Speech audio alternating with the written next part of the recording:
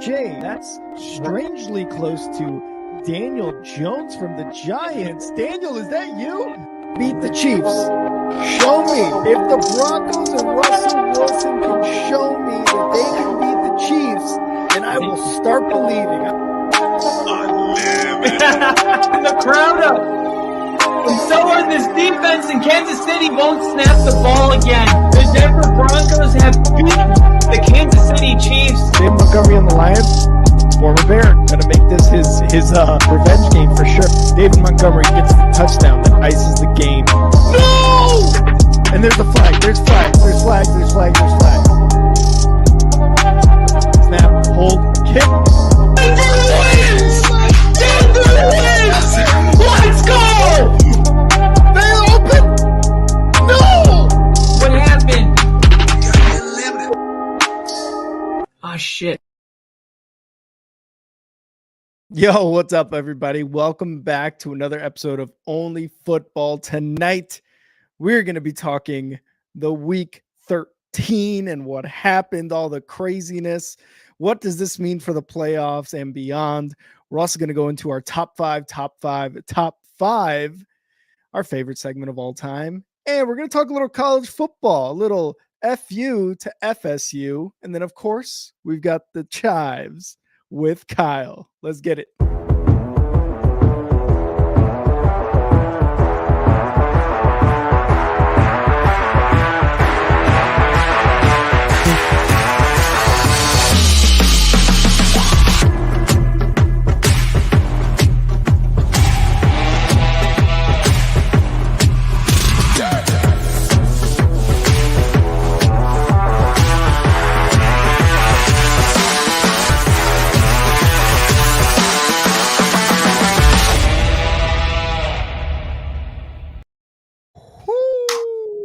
What is going on, beautiful people? Welcome to another episode of Only Football, Week 13 recap. It was a good week for Rick. I'm Rick. That's Kyle. Didn't play. That is a good week. That's a great week. Anytime I can go all of Sunday and Monday and even Thursday without like being stressed. Just so nice, right? It just gives me another day of life versus watching the Bears just throw it all away. Takes away about 2 years. You know, and it's a funny balance because I always think like that, you know, because we've been bad for a while too. But every time the bye week comes on Sunday, I'm like, I don't know what to do with my hands. You know what I mean?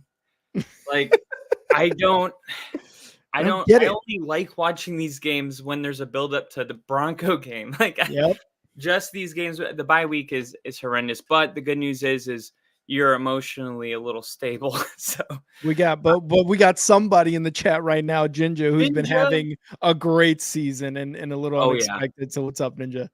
Great season, and the AFC is completely up for grabs. I have my predictions. I'm sure you have yours. We'll probably get into a lot of them as we go down these games. So we're going to start off with the first game. Wait, predictions or recap? Or recap, excuse me. Recap. We're going to predict what happened on Sunday. Ooh, I like that. I want to get all of them. Oh my God. Right. I just ran into a live problem. NFL.com has moved their games to next week. What? Like on the top when you go to the website. I see what you're saying. Yeah. They're all adjusted. So whatever, I'm going to pull that up really quick and then we'll go from there. But Rick, was there any game that really stood out to you more than the other? You don't have to get into a deep recap, but just off the gate. Oh man, more than the other. Obviously, the Chiefs-Packers game was probably the biggest one, and you know we talked about that one on Sunday Night Football during our instant reactions to the Chiefs-Packers. The other one, the most recent one on Monday night, Bengals and Jaguars, and mostly because it was a tale of the two quarterbacks. You had Jake Browning going off, and then you had Trevor Lawrence go out with an injury, still I believe uncertain as to a timeline when he will return, but. Those were the biggest ones that stood out for me for sure. All right. Well, let's go right into it. The first game that we're going to talk about is – hold on, I just lost my tab. just deleted it. Hold on. Let's go. Only football, baby. Sorry, This is guys. I'm normally super sharp with this. All right. That's why we need a producer, baby. You The can get New it to us. England Everyone can get it to us. Sorry, go ahead. NFL Week 13 takeaways. What the fuck? You were Dude. right. You're right on the money, though. New England Patriots. I was? How Yeah. did you pull yours up? Oh, I got mine in the notes. So the first game we had was the Chargers visiting New England and taking on the Patriots in probably one of the most boring games of Sunday. Kyle, would you agree that that was probably one of the most boring games? It was definitely hands down the most boring game that happened on Sunday. Not even a close second. And that's that the Panthers were playing too on Sunday as well. But the Chargers and Patriots was bad. It ended in 6-0 Chargers. All the offense came from Cameron Dicker, the kicker on the Chargers. Went 2 for 2, both field goals from 38 yards. He made both of those. The Chargers finally snap a 3-game losing streak. And man, on the other side with the Patriots, Bailey Zappi, nothing going on for Bailey Zappi.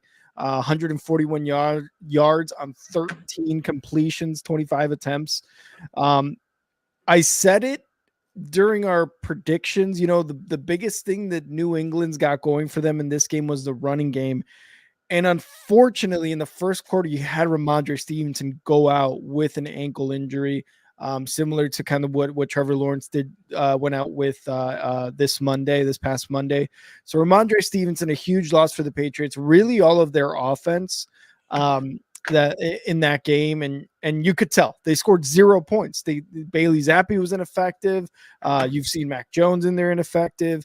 I think they've had a third quarterback in there as well. Just nothing going right for the offense for the Patriots. On the other side, though, with the Chargers, not great either. I don't know. I don't really know if this is more to speak on the Patriots defense or the lack of Chargers offense, just lack of execution on the Chargers offense. Regardless, the Patriots defense did a lot to hold, Herbert back, to hold Keenan Allen, all these guys back. What they could not do, or at least what the Patriots could not do on the offensive side, was keep Khalil Mack away from the quarterback. He had 2 sacks in this game, and Zappi was sacked 5 times total. Damn. The Pats defense is not bad, but their offense is so bad. Yeah, Brandon Staley's got to go. And I think what really upsets Chargers fans is that, as you know, Staley's calling the defense. Wait. Who's calling the defense, Kyle? Staley. So you don't have to ask that question anymore. And the Chargers shut a team out, which looks good on Staley. So, Charger fans are probably pissed. Yeah, they are. And it's so funny. Like, now we got to roll with this guy for another year. and dude, it's funny because like we were talking about your defensive guy during the beginning of the year. Yeah, we're like, get him the fuck out of here. Now he's turning it around. Vance Joseph. Yeah, and now we're like, oh shit, are we gonna keep him? You know what I mean? So like, it's probably the same thing going on with Staley there. It's absolutely a roller coaster, except for Patriots. I mean, they've consistently been pretty ass all year, right?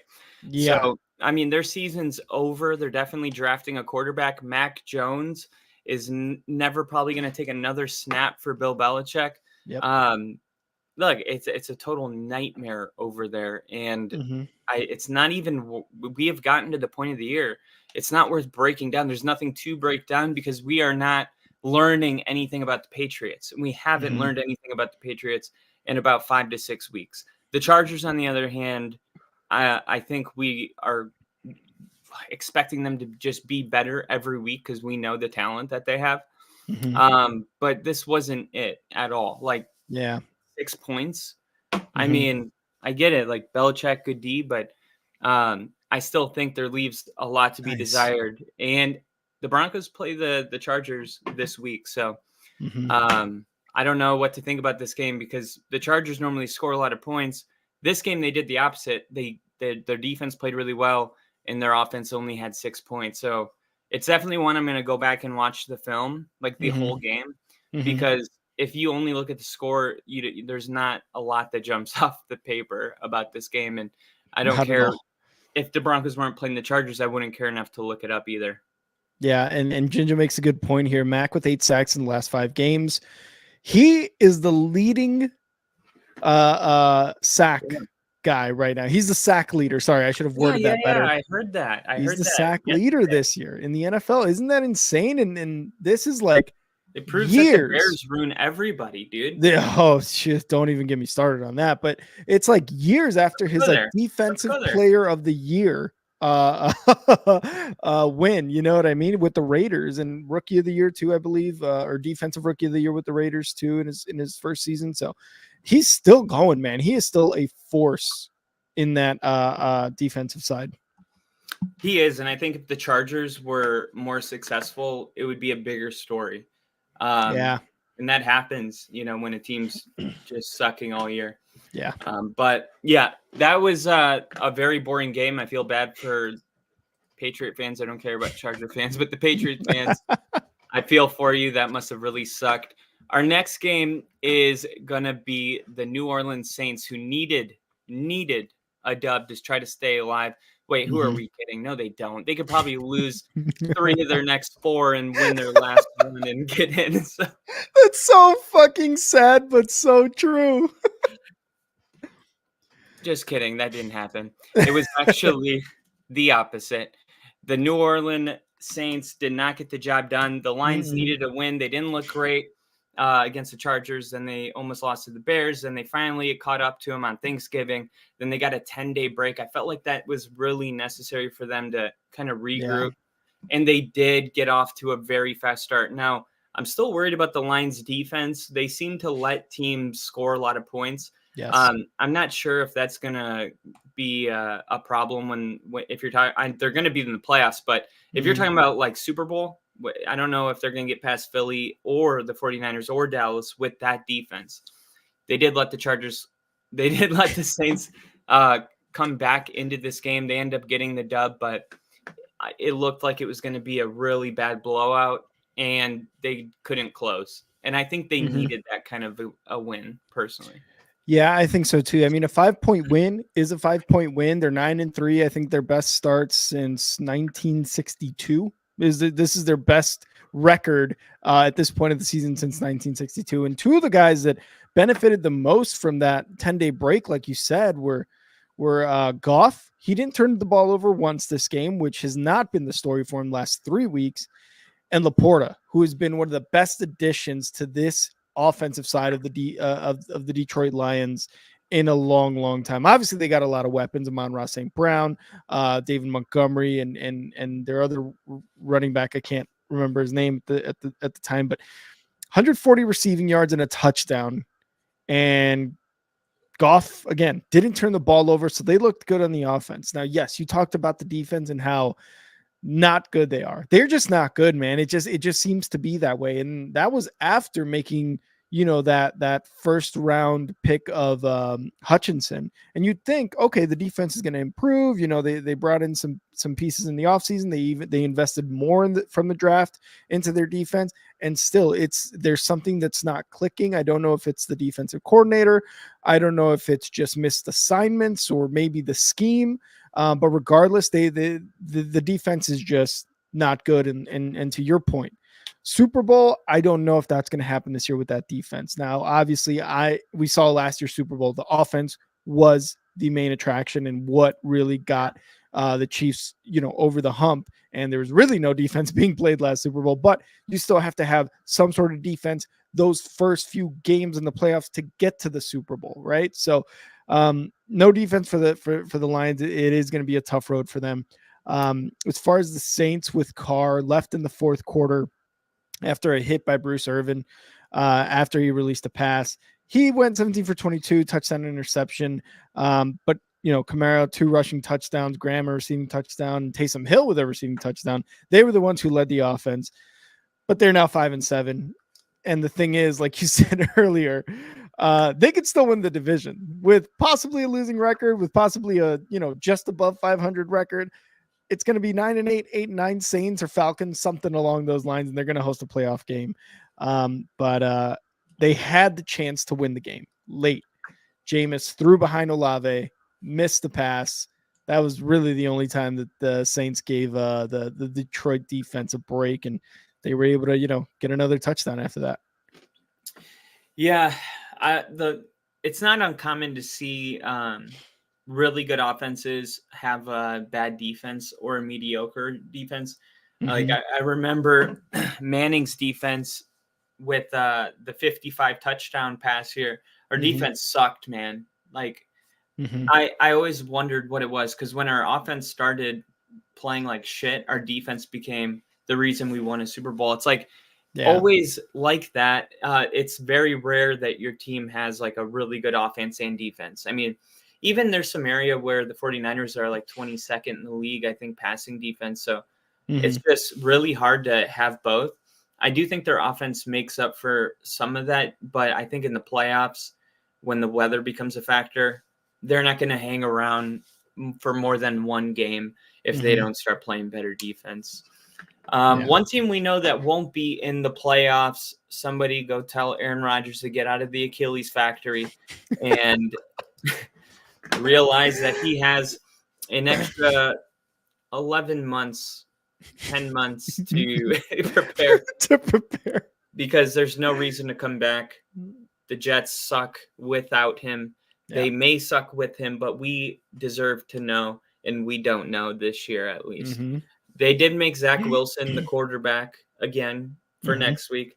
Saleh said that Zach gives them the best chance that they have to win, which when I read that, I think I bursted out laughing because could you imagine you're a head coach in the National Football League and you get to a point where, of course, your job's always on the line when you're losing and missing the playoffs in a big market like New York, where you have to read with a straight face and mean it. Zach Wilson gives us our best chance of winning football games. Yep. And you have to say that without laughing like you just did. There's no way that he believes that. And I just think they don't have any other, like, yes, that may be true, but what he's not saying is that I said it's our best chance. I didn't say it was a chance. I said it was our best chance. I don't think that, he thinks that this team is capable of winning football games with or without Zach Wilson. This defense is really good, but this is like historically just terrible offense from Nathaniel Hackett. I do think he needs to be fired, but I don't think they can, because then Rodgers might be pissed that his buddies, fired. So it's a really tricky situation, but I think one thing is obvious. Nathaniel Hackett is the worst play caller in the National Football League. And every week he proves it to us, and nothing seems to be happening about it. Which, if Aaron Rodgers wasn't on this team, there would have been already picket lines to fire Nathaniel Hackett. There would have been people in the streets at the games. You haven't seen anybody talking about firing Nathaniel Hackett, but he needs to be held responsible. This is awful. This is just terrible coaching. Yeah, and it sucks because the entire year up until this point, if you listen or watch the Pat McAfee show, you see Aaron Rodgers there's on Tuesdays or Wednesdays, whatever it is. He's always sticking up for Nathaniel Hackett. Always, always, always. This guy's a good play caller, this and that. Like, he's having a tough time, the offensive line, blah, blah, blah. He's always sticking up for him. And to your point, like you said, if they fire him, what does that mean for the Jets in the future? Is Rodgers going to be pissed? Meaning, is he going to be like, you know what? Cut me loose. I'm not playing for this team, blah, blah. You cut my guy, whatever, or you fired my guy. Now, real quick. And to add to that, he just went public saying that he has full faith in Zach Wilson, and that he scolded the media member in the Jets locker room that leaked that source. So you already are seeing Aaron Rodgers have problems with the New York Jets media, and now if it becomes coaching, that's like another big wicket item where it's like, you know what, like, fuck this place. You know? It's a real it's not just the Nathaniel Hackett. There's other areas that he's getting mad too. There's just like, this Jets team is just like you're taking a bucket on a sinking ship and you're trying to get the water out of the ship and there's holes everywhere. You can't plug all those holes. You can't dig yourself out of that or bucket yourself out of that because there's just so much going on on the Jets organization that it's just tough to figure out. Jinja, as far as your question, I think it was kind of like, yes, he was trying to come back, and I think he still will. Yeah, and I think he still will too, because he's just a competitor and he's been doing this for so long that he wants to.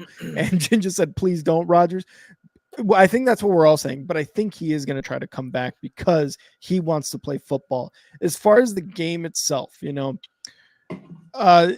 this game was so bad. This game, I think it started off with a safety by the Jets defense, which was impressive. We're like, oh shit, here we go. The running back for the Falcons, I think it was Bijan or Algier, I can't remember who it was, bumped into his own guy. They got to him in their own end zone. Bam, 2 points for the Jets.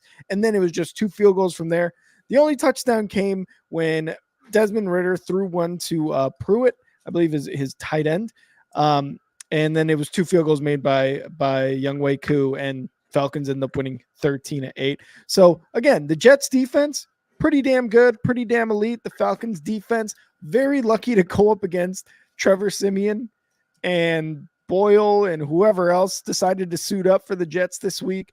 You talked about the Salah saying we have the best chance to win with Zach Wilson here. And it's like, man, you tried with Boyle, you're trying with Siemian. I mean, of course it probably is. He's a first round draft pick, but where do you go from here? If Rodgers doesn't come back this year, it's like you tried your best with whatever options you had. They will have a good draft pick. Yeah, you're right. And even if Rodgers stays, it's definitely worth drafting a quarterback. 100%. Bill in the chat, and we got our boy Lily in the house. The Jets, again, having a tough time. If Rodgers, absolute dog shit. If Rodgers comes back, it'll I think it'll hype the Jets fan base up, and that should be enough to go into the offseason. So maybe that's why he's doing it too. Yeah, and it's definitely about like how fast you can recover when you put your mind to it and all that kind of stuff. And probably a little bit, is that's like good attention.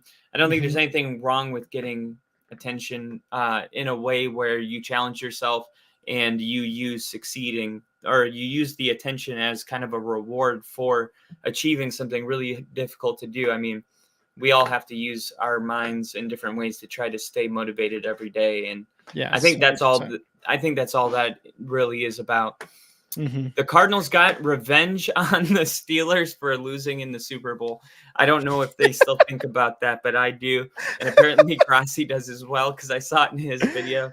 Santonio Holmes tiptoed and caught the ball. Larry Fitzgerald, by the way, he deserves a Super Bowl ring, man. Larry Fitzgerald, one of the all-time great wide receivers, real quiet guy, just put his head down and did his work. But that guy was awesome. Yeah, he did work. The Cardinals come out and get a big win. Super, super surprising. I thought the Steelers had a good defense. I wouldn't expect an offense like Arizona, who's been struggling, to be able to have success on the road in Pittsburgh. And then for the Steelers, I'm not. The only thing that surprised me that they had a good record. When they lose, I'm not surprised. When they continue to win, I'm surprised. Yes. So, like, yes, it's like not something that I predicted to happen, but no, it is not like inconceivable. Inconceivable. Not at all. What do you think about this one? This one had a lot of crazy shit happen. You had James Conner on the Cardinals side, right? Former Steeler. He scored twice on his former team. Kyler threw for a touchdown. Kenny Pickett went out with an injury. You had Mitch Trubisky come in. You had 2 separate weather delays in this game in Pittsburgh, one for 30 minutes, one for almost an hour. And we talked about it during the stream. We're like, this game's still delayed, went into the PM slate or the late slate, whatever you want to call it. And we're like, is this game even going to continue or end or whatever? Right. So a lot of crazy things happening in this game. The offense, even with Mitch Trubisky and Kenny Pickett, dude, it looked bad. It looked bad. And while the score doesn't tell the entire story, I think in this case it kind of does. They had a very, very difficult time, just an inability to move the ball down the field. They finally got a touchdown late in the game, kind of a garbage time touchdown, right, to Deontay Johnson for Mitch Trubisky. And we talked about it during the our predictions episode, that if the Steelers could do what they did last week, 2 weeks in a row, then okay, now we're starting to really think that Matt Canada was the problem. You see what they did yesterday, and yes, Kenny Pickett was out, although I still believe even with Kenny Pickett in, they'd still struggle offensively. You saw what they did, and you're kind of like, okay, what's really the issue? Because we have playmakers, but it's just, again, another offense this year that just does not seem to get things going, even with a lot of talent on their offensive side. Could it be the offensive line? Could it be not throwing over the middle? You saw Freiermuth last week have a lot of success because they finally started throwing over the middle to him. I don't know. It could be a combination of things. Maybe their offensive coordinator and their play caller, because it's two different people in Pittsburgh right now, are not on the same page too. Obviously, this is only their second week doing this. I don't know. There was just a ton of issues for the Steelers. The Cardinals, like you said, looked really good. Kyler Murray was throwing the ball, running the ball. James Conner rushed for over 100 yards. So this Cardinals team looked good, and they're not going to give up. They look like they're not going to give up. Their head coach, wants to win games, and he wants to look good, obviously, in his first year. You look at, the Colts head coach, and you're like, wow, that's what this Cardinals head coach wanted to do. He wanted to come to this year. Obviously, with Kyler injured, they tried Josh Dobbs experiment. They tried everything else. But I think that's a good thing going towards the end of the season, knowing your team's not going to be in the playoffs. Give the fans something to root for. Kyler Murray's back. The offense looks good. James Conner's back. The defense is looking good against the Steelers. So give them something to root for, and I think that's admirable on that coaching staff. Yeah, the next gen stat of the day, Kyler Murray was most productive passing underneath, completing 11 of 16 for 109 yards and a touchdown on targets under 10 air yards. So pretty efficient underneath. Mm-hmm. And yeah, I totally agree with all that. Another thing was James Conner. Mm-hmm. He's definitely going to make an appearance later. Huge revenge game for him. He actually didn't get off to a hot start, but in the second half, he broke the game wide open and was like, "Hey, remember me? You didn't want to pay me, and now I'm with another mediocre team like you guys." Except for the worst record. Yeah. Oh yeah, but I'm always happy when those revenge games go well for the players. I'm always on the player side. I'm like, yeah, go fuck shit up. Yeah, 100%. I predicted Derrick Henry would fuck shit up on Sunday. And yeah, he did. He did fuck shit up, but the Colts come back into this game through their special teams. Now, the Titans ended up firing their special teams coordinator following this game. Oh, wow. And very rarely do we see a coordinator have such a bad, Broncos gave up 70 and didn't fire their coordinator. Mm-hmm. So it tells you how pissed off they were about that. That just inexcusable. There was 2 blocked punts.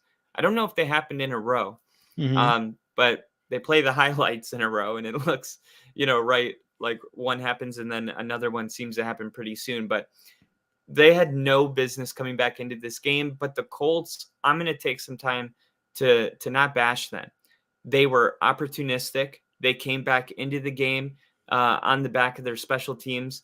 Gardner Minshew was able to come in and make a play. And Gardner Minshew, I think, has enough to lead the team into the playoffs, to be totally honest. This is a really good offense. They're scoring 30 points a game right now. Shane Steichen has turned it around defensively. They're not great. The Titans have been really bad all season, and they almost scored 30. So I don't know what the ceiling is for the Colts. I mean, they could have very easily not had those block punts, lost, and be on the losing side right now, and we would be like, yeah, I don't think the Colts are for real. So I don't want to overreact and be like, the Colts are a playoff team because of this win. It was still the formula can't be repeated. It's not realistic. It's like Denver winning with 5 turnovers. You can't count on that, because what if a week goes by and you don't get it? Now you lose. that means you're not really a playoff team. And right now, I think the Colts are looking like a playoff team. They smell like a playoff team, but I'm not sure yet if they're a playoff team. I need a couple more weeks of football. I can totally buy that.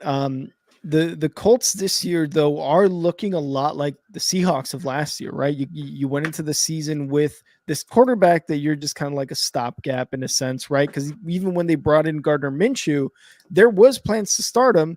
Obviously, then they drafted Anthony Richardson, and we're like, we're gonna start this guy. Gardner years backup, and he's like sick, right? You know, Gardner's so chill and cool.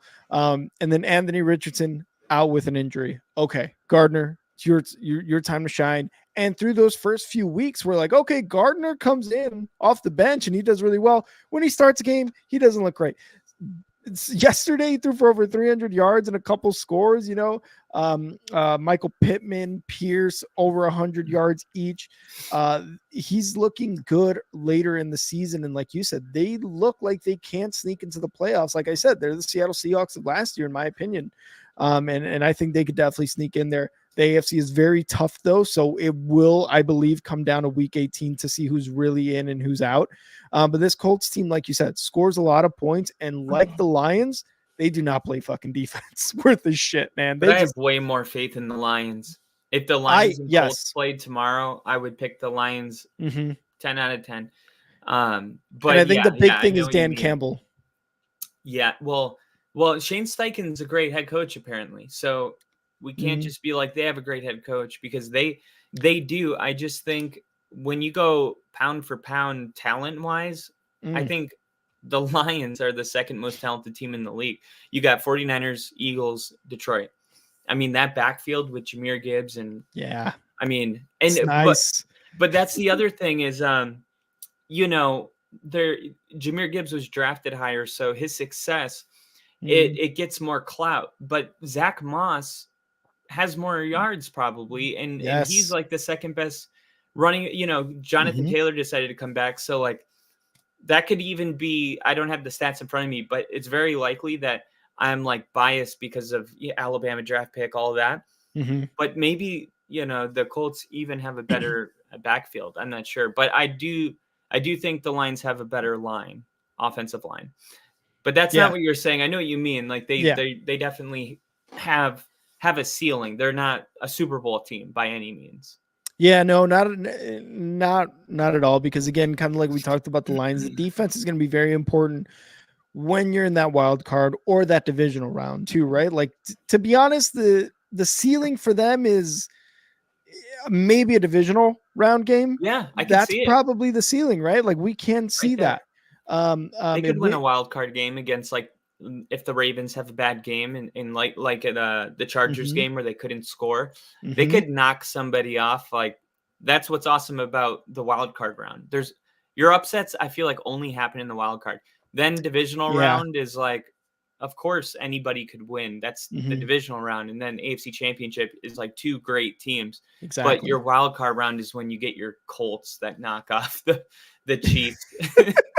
When we have those oh shit moments, right? Like it's like, what? Oh, it's my favorite weekend. It really is. It's a good Saturday Sunday mix. But as far as the Titans, Will Levis had a really solid game, and like you said, Derrick Henry had a Derrick Henry type of game. Is old vintage Derrick Henry. That's the type of game he had, and it was great to see him kind of get back into his groove, I guess I would say. Will Levis looks really good, and I'm sure moving forward, going into this offseason, going into next season, he's going to be their starter. I don't know about what's his face, the other guy, the other quarterback in Tennessee.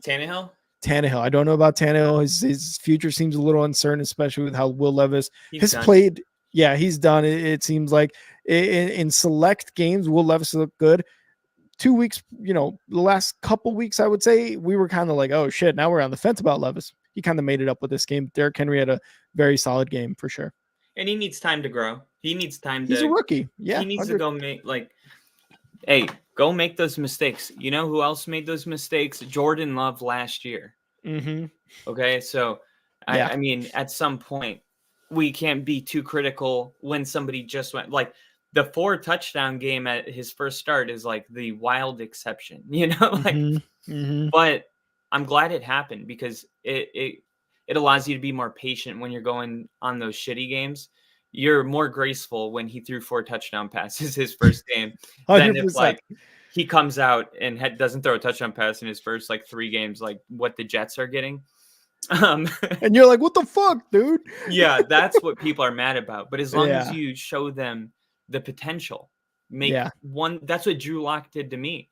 Like, no, it wasn't the worst years of my life because I believed. Yeah.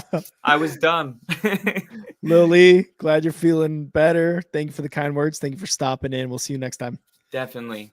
So yeah, it's going to be really interesting. The Colts are going to have this next stretch where they're playing a lot of these teams, I believe, that are like 6-6, 7-5. So I mean, it's all about to happen, and the Colts are at least picking the right time of year to kind of get into a groove, get into get some positive momentum going into December. Another thing is they play in a dome, which benefits them, at home. They like, I don't know who they're playing, but if they're playing Buffalo on the road, that's an issue. Green Bay, you just saw the Chiefs lose in that game. There's just a benefit to that. So hopefully for Ginger's sake, there's quite a few home games mixed in there because this crowd's going to get increasingly more excited week in and week out.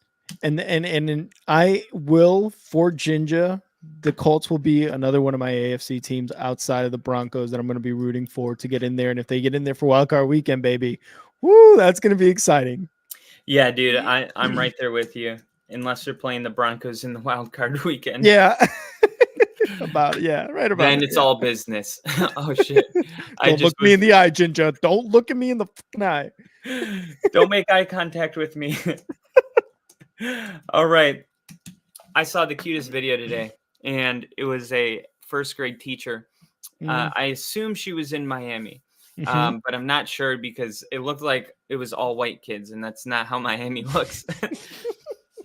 But she was a Dolphins fan, and she was on the whiteboard, and it said Tyreek's quest to 2,000 yards.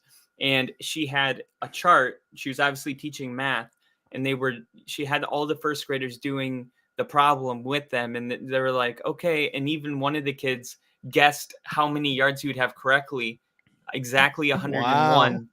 And they have this whole thing, dude. It was so much fun. It was like, I wanted to be a PE teacher for a while. It's still something like I would love to get a degree and just do. I don't care about the money. It's just playing sports all day with kids. Like, fuck yeah. But anyway, it was such a great classroom, and everybody's monitoring Tyreek Hill's quest. So I kind of looked into the whole thing, and all those kids are right. The teacher's right. Tyreek Hill's going to get 2,000. He's going to be the first ever 2,000 yard wide receiver, and he's going to do it this year.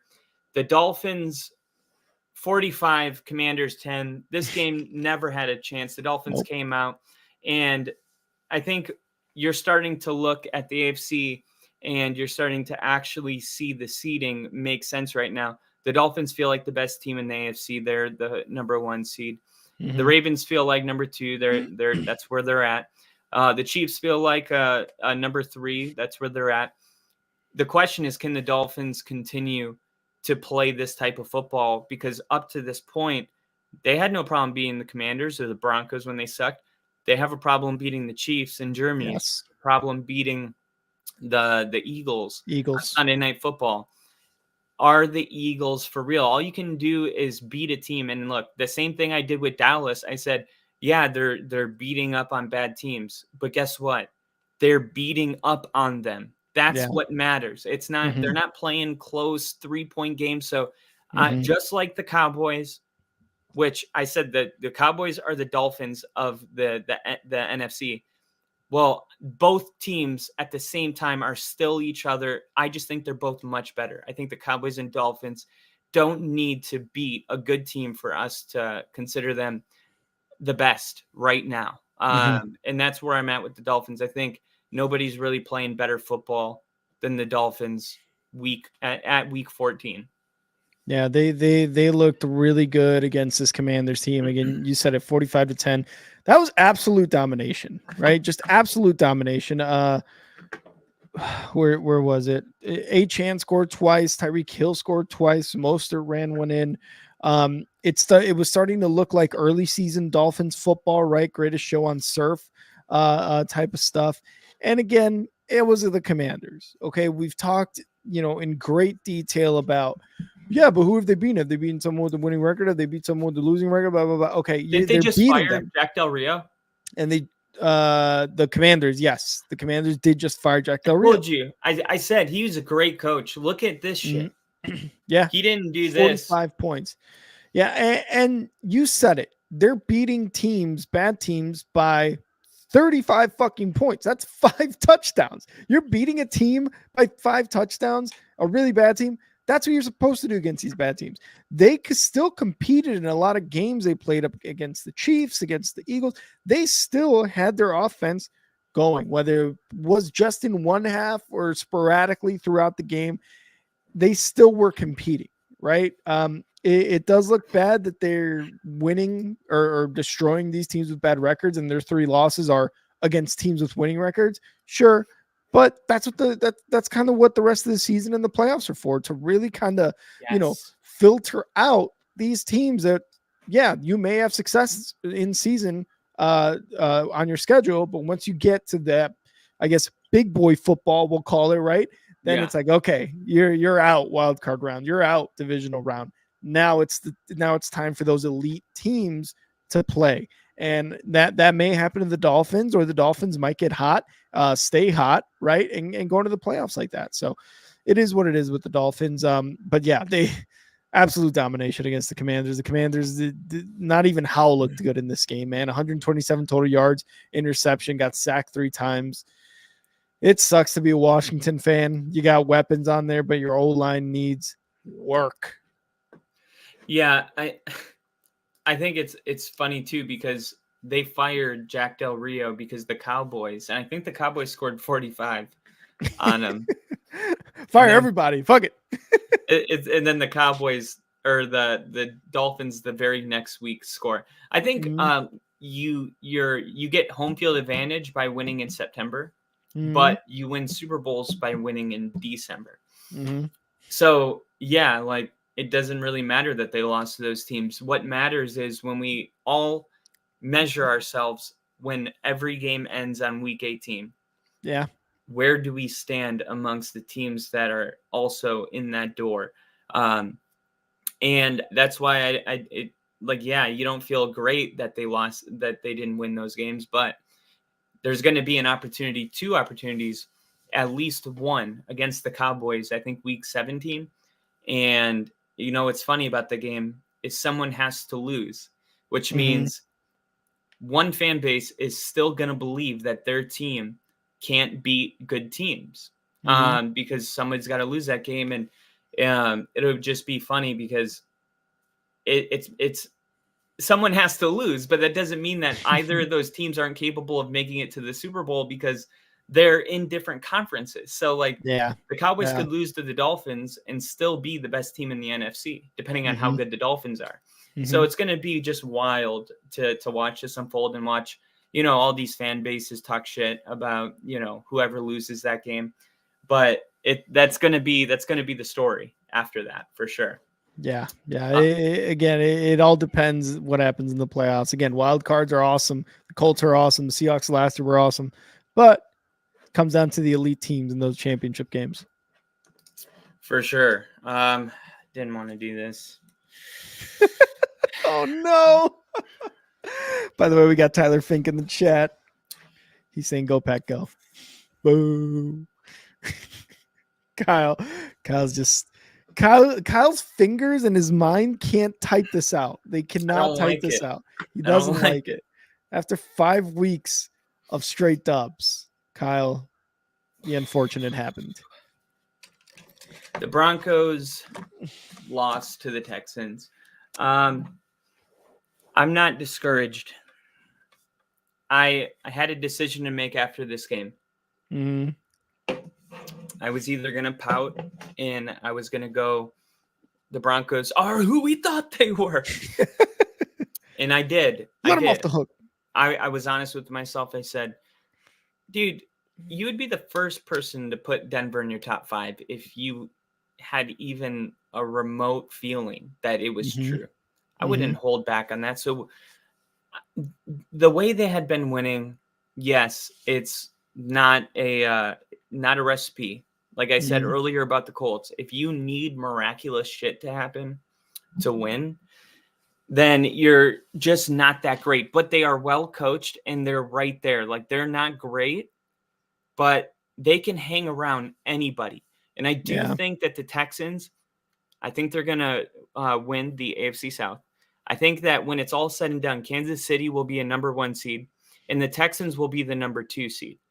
If you look at the Ravens' remaining schedule, it's brutal.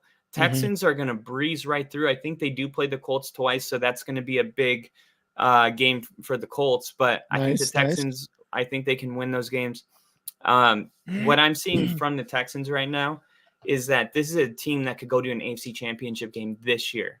So Denver going on the road and not playing a good football game and still having a chance to win at the end, I do find that part encouraging. They gave up a ton of yards. I mean, this could have been a blowout. It was not a great game, and they still had a chance. Russ throws it into the back of the end zone on 3rd down. They needed to hit the end zone. They didn't have any timeouts.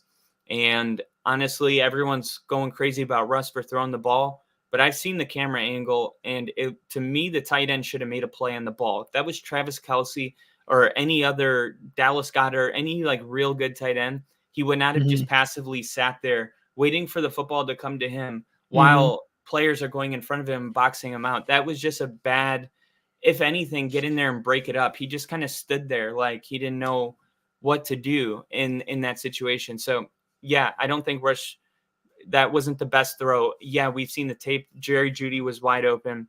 But you know what? I didn't even see it, and I was watching the game. Some of these things are like, you know, I could pause the film on the best quarterback in the league and show you missed throws. It happens. And it's very easy to just pile on him because of that one throw. But I really think the tight end should have made a play in the ball. I don't think Russ is playing bad by any means, but he's definitely not playing great or even good. He's just kind of filling in and doing just enough. But he threw 3 interceptions in this game. One was a tip ball. The second one was that, you know, touchdown at the end.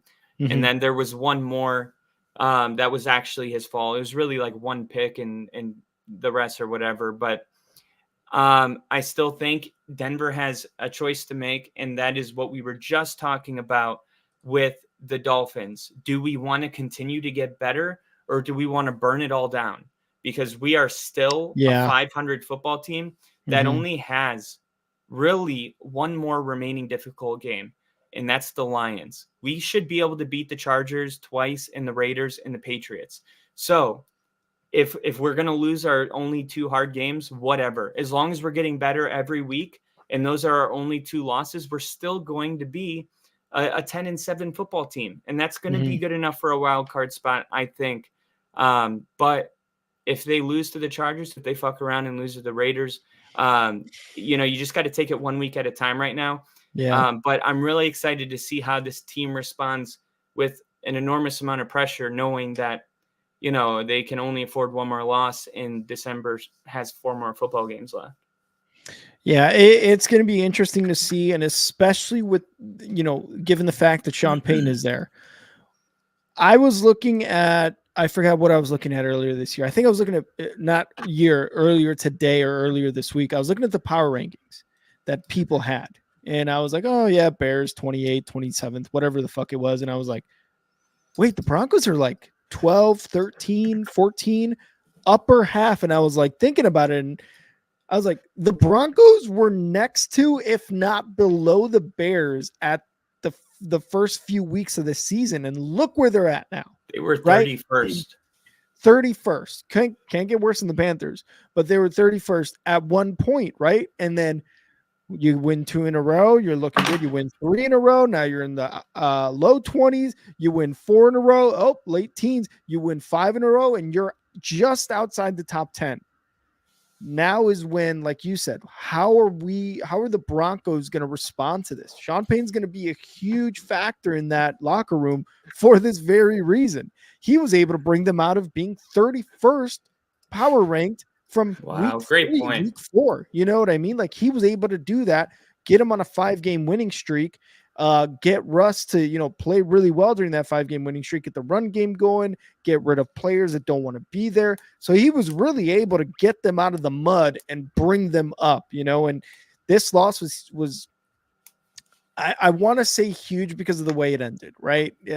But the way you said it, the way you laid it out, you can only afford to lose 1 or 2 more games at max. That is it. You have to go into the week 18 or after week 18 with a 10-7 record to even think about playoffs, right? Yeah. I still think it could happen. I talked about it towards our end of our stream. I still think it could happen. Yeah, it could still very much happen. It's just, unfortunately, you said it earlier, the turnover thing, what was going on during that 5-game winning streak, the Denver Broncos were getting those turnovers, and it was like, oh, hell yeah, the Broncos are getting the ball on defense. Like, this looks good. 0 turnovers again in this game against the Texans. So there was a fumble that 4 Broncos were standing around. Yeah. Like, it was just one of those games, and I think it was playing in that 1:00 window. I think that was another thing. Yeah, that was definitely another thing. It was definitely a factor, but yeah, like you said, I hadn't really thought about it like that, but nobody expected when Denver was 1-5 to beat Green Bay, and then they definitely were like, no, they're not beating Buffalo. No, they're not beating Kansas City. And now all of a sudden it's the Chargers who maybe we can beat them. I mean, they just scored 6 points against the Patriots. That's it. Yeah, exactly. And then the Patriots, and then the Detroit Lions. Like, that is like those Buffalo Chiefs games. Like. But we see that the Lions are beatable.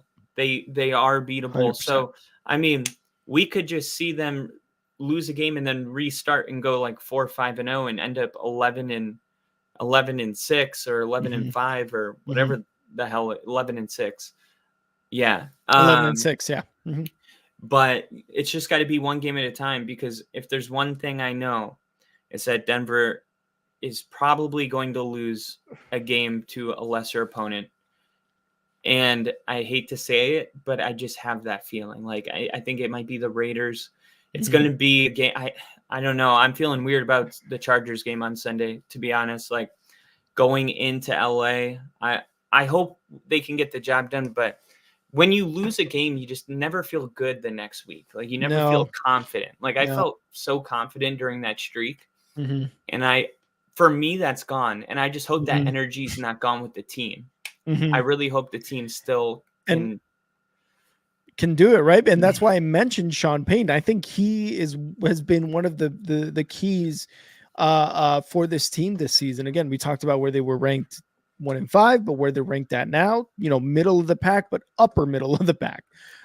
So I if anybody can do it, it is, like I said, it is Sean Payton. I think that can get them out of a energy funk, I guess is what you want to call it. And Russ, we played that video. I shared it on Twitter. We just believed in ourselves, and we kept believing.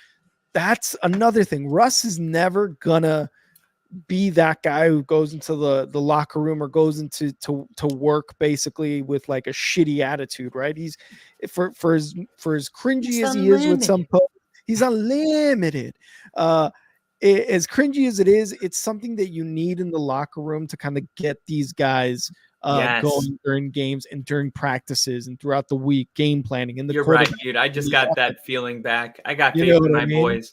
Yeah, so those guys, Justin Simmons, like they haven't had a Cortland Sutton, dude. They haven't been to the playoffs since they've been in the league, and they've never even had a chance to, hey, let's control our own destiny in December. We've already been eliminated. These guys like have a little taste of success during that 5-game winning streak. I mean, they have never succeeded in the NFL. Think about that. A 5-game streak. So exactly, I would imagine like they lost. I think that's good. It makes you want more of it. Hey, let's get back to that other shit that we were doing where we felt awesome going into work, and we were having a party in the locker room with cigars and shit and J's and Gritties and Like, let's and just live having there. fun. Yeah, just having fun, and I think the Broncos are in a good spot. And if not this year, into the offseason, into the draft, into next season, it's really just going to go up from here for the Broncos. Sean's from a what I'm great seeing. drafter. Yes, He is a great evaluator.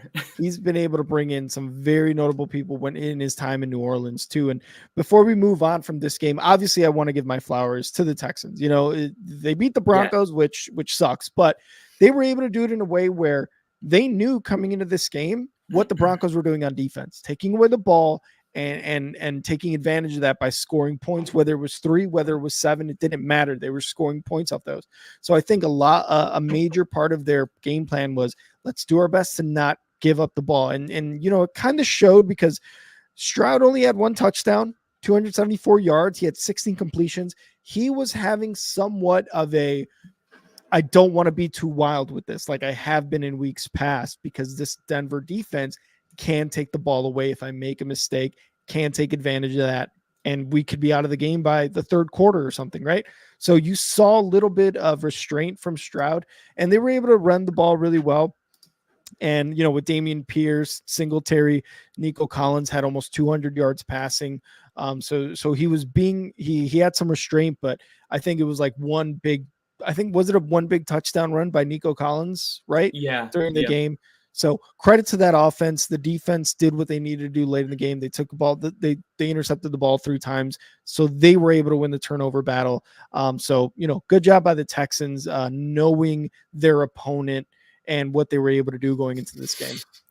Yeah, and I think nobody would want to play the Texans in the playoffs. No. I mean, they just have all the confidence in the world, and DeMeco Ryan, and they just brighter days ahead for them than what they're even having now. And I think the Texans are gonna maybe go to an AFC Championship game this year. And I don't remember ever seeing this. I think has a rookie ever taken their team in their first year? I think Big Ben might have. To the Super Bowl? I think he won the Super Bowl. I will look that up right now. He might have been in his first year. I think at the time he was the youngest. He might still be the youngest currently. Just going through the Super Bowls in my head, but yeah, I think this is going to be one of those historical years that we remember, like how we remember Big Ben 20 years from now, because this stuff does not happen often, and it's really important. Each season has their very unique things, the 1 or 2 things you'll remember from them, and I really think the Texans are going to end up being one of the special stories of 2023-24, just kind of like the Bengals were a couple years ago. It's just even more impressive that Stroud's a rookie. Ryans is a first-year head coach. But, yeah, I mean, Trevor Lawrence, he sprained his ankle. So that's what I was thinking it was when we were watching it, because he walked off on his own power. Yeah. But that's the type of sprain that he'll be out for a month. So I think the Texans are they're gonna gain some ground and win the division. I like it. I don't oppose that possible prediction. To answer your question, though, no rookie quarterback has ever reached or played in the Super Bowl, but the ones who have come close, this is good company for Brock Purdy. Brock Purdy, Tom Brady, Dan Marino, Ben Roethlisberger in their rookie years have come close. Last year with Brock Purdy, obviously he got hurt. Could have possibly gone to the Super Bowl. But yeah, NFC championships, AFC championships, that's very, very good company for Brock Purdy going forward.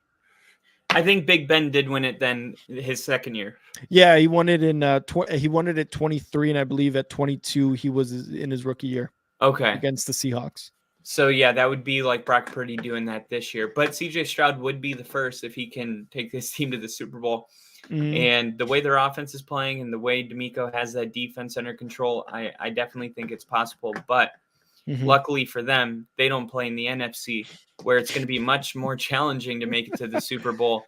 And it's not going to be because, look, I love the Eagles. Like I'm a fan. I cheered for him last year. I love Jalen Hurts. He's the best quarterback when it comes to media. He's everything he says is perfect. He's a great leader. The He's team's inspiring. awesome. He's inspiring. Jason Kelsey, God, I want him to win a ring so bad. He does. Kelsey does have one. He does, but I know he needs that other one. Oh, I see what you're saying. Yeah. Like Manning, he had one, but he needed a second. Like it was otherwise. Like, I mean, and that's just a coincidence that Elway and Manning left on a Super Bowl ring. But outside of quarterback, people do that all the time. That's not uncommon. That teams are like, okay, I got the ring. Michael Strahan did it with the Giants. That's just, I think Ray Lewis did that with the Ravens after they beat the 49ers. Your linebacker that you love so much with the Rams. Von Miller? Yeah. I think he left the year after the Super Bowl win or got hurt, something like that. Oh, yeah, the year after the Rams won the Super Bowl. Yeah. He left and went to Buffalo to be the first to win with 3. But the 49ers are the best team in the NFC, and they definitely I'm not saying that the Eagles can't improve, and I do think if they played again tomorrow, just like I said when the Cowboys played the 49ers, the Cowboys got demolished. Okay? Now, what those two games have in common is not that two teams got demolished. It's that the 49ers were playing their best brand of football of the season. Yeah. So, like I said 2 weeks ago, I'm willing to throw away the 3-game losing streak because when the 49ers are playing at their best, the teams that are competing to be better than this team are getting destroyed. They're getting walked all over. The 49ers are a very good team. I have questions about Shanahan in the playoffs.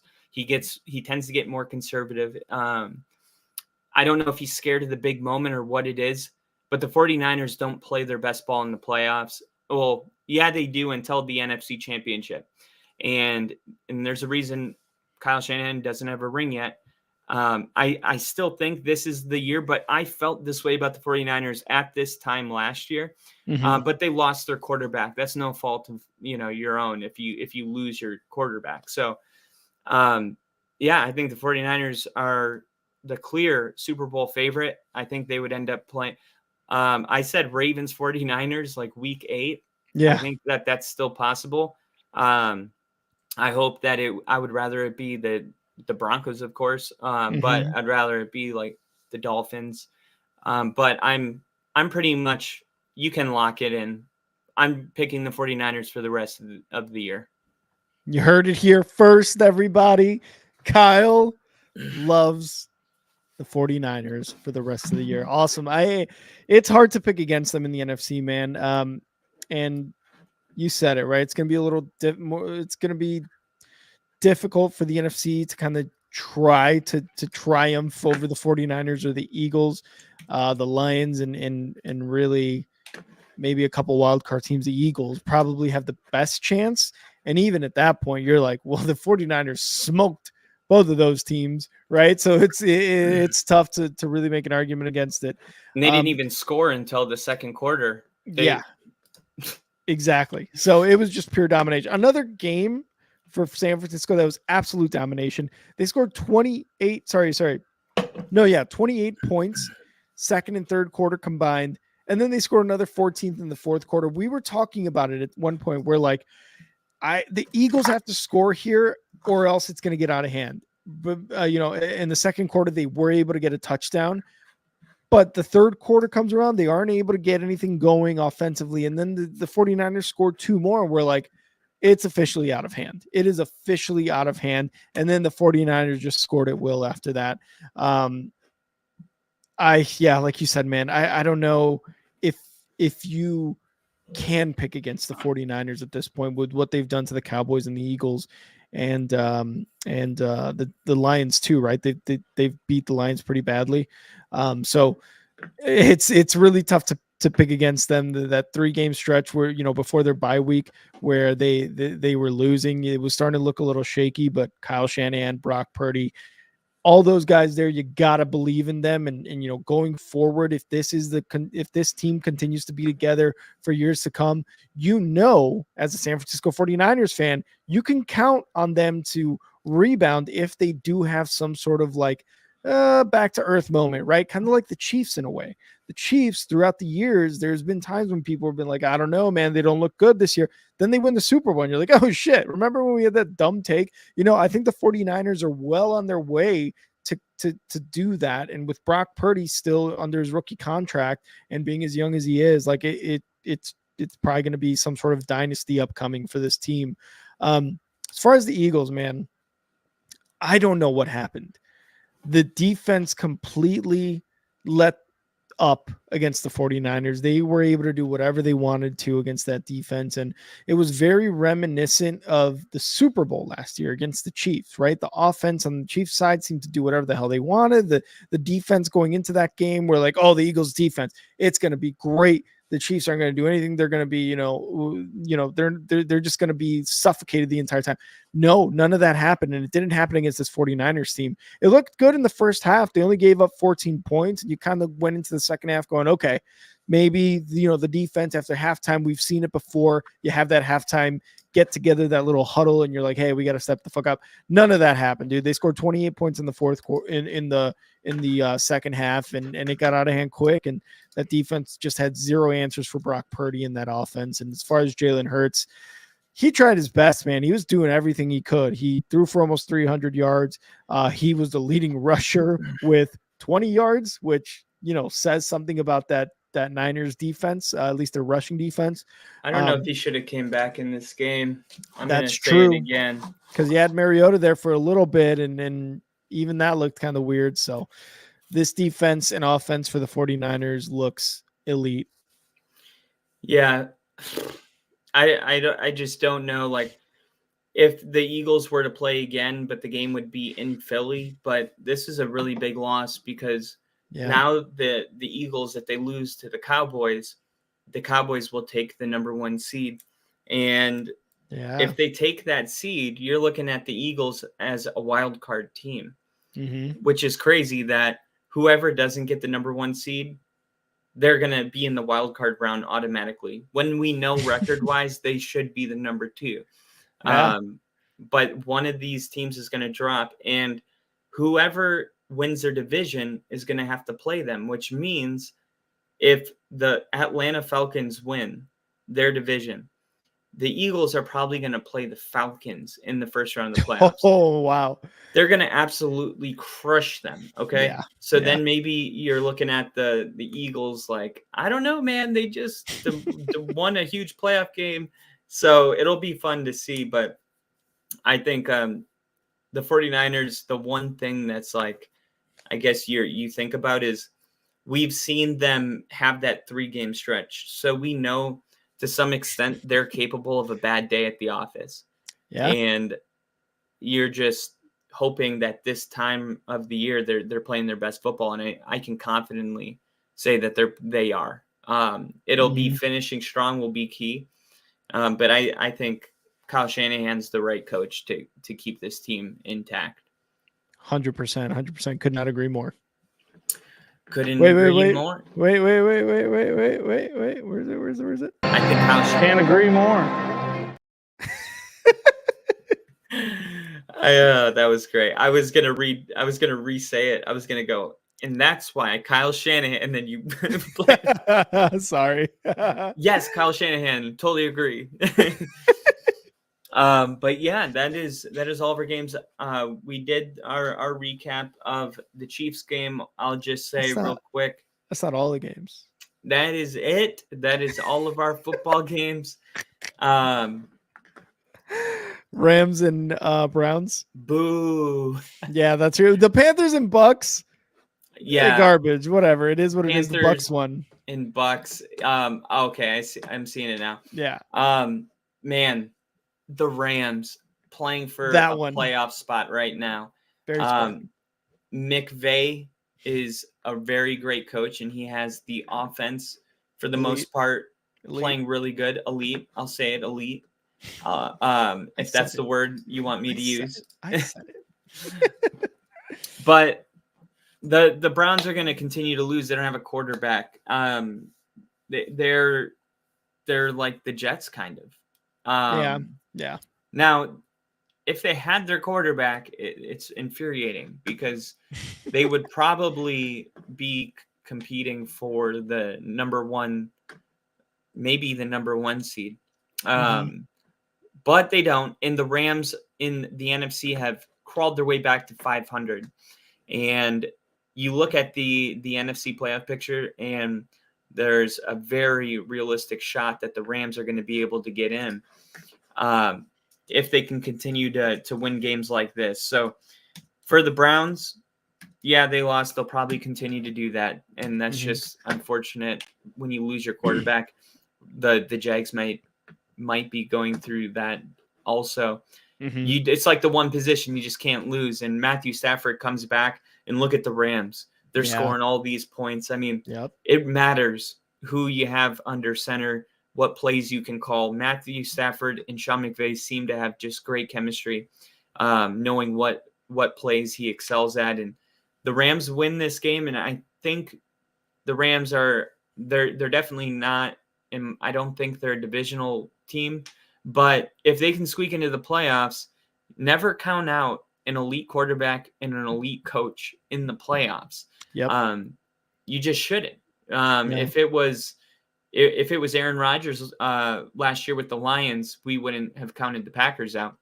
We would have been like, oh yeah, this is Aaron Rodgers and a good coach. Well, Matthew Stafford is a great quarterback, and the Rams look like they're getting hot at the right time. If they're able to, win most of their games and improve every week, this could be maybe a sneaky dark horse like team that you don't want to play in that wild card round. Yeah, Stafford has looked really damn good. Well, this offense in general has looked really damn good for 2 weeks straight. And like you said, they put up a ton of points, and Stafford is just looking like Stafford of old, Stafford who won the Super Bowl, Stafford who was leading the Detroit Lions to, a possible playoff berth, early in his career. Is just, they're very good. And they more or less came out of nowhere, right? We kind of thought they were dead. At least I know I did. I had already thought they were dead, and you just said you did as well. So a lot of people had these guys written off, and in the NFC, sure, why not? Why not write them off? The NFC is weak as shit, right? We really only have like 3 top teams in that conference anyway. So yeah, write them off. Whatever, it is what it is. They came back with the force. Puka Nakua's back, Cooper Kupp, Stafford, Kyron Williams, and then, like you said, Sean McVay, again, very not underrated coach, but it seemed like the last couple of years you were like, yeah, Sean McVay's good, but I mean, he clearly doesn't have a team. He can't do anything with it. This year, it's just his play calling has been elite. And for the Browns, Flacco did not look too bad for the Browns. 2 touchdowns, an interception, 254 yards. That entire offense ran through him, right? Kareem Hunt and Ford could only do so much in the running game against this Rams defense. It didn't look too bad. And that's kind of about it. The defense for the Browns has fallen off a cliff the last few weeks. For all the hype they were getting in the, earlier in the season, we were talking about how elite their defense was. It has fallen off a cliff as of late. And that's obviously going to do terrible things to their playoff odds. But again, you don't have Deshaun Watson, and you've had 3 quarterbacks start since Deshaun Watson was out. You had 1 injured. And then you got PJ Walker, and now you signed on Joe Flacco to lead your offense. It's and who knows happen. If Flacco, he has that body type, right? Where if he wasn't keeping himself in shape, you wouldn't be able to tell. That's true. Does he have a belly or not? No, he's got a belly. He just, what do you expect when you just call a guy that's sitting on his couch? Like when they called Cam Newton, he was like, he won that game, and he's like, this time last week, I was eating cereal in my living room. Like, it's really hard to just, I know we fantasize about it. Like, oh, dude, they should call Cam. Some people are like, they should call Colin Kaepernick. It's like, I know. I want Brett Favre to come back. Fuck it. I just think it would be funny if he was like, you know what, one more. Yeah. One more Doctor Strange. One. I'm going to the Bears. Shit, that would be actually really. He'd be our best quarterback we've ever had, and then I'd be like, you know what, maybe Jay Cutler, and then he'd be our best quarterback. But yeah, Joe Flacco on this team looks a little bit better. Yeah, I don't know how much you can expect from Joe Flacco, like going out there and this is going to be his best game of the year for the Browns. And they just realized they have a really good defense, and they're at a position where their playoff chances 2 weeks ago were like 80%. And they don't want to just, give all that away because they lose their quarterback.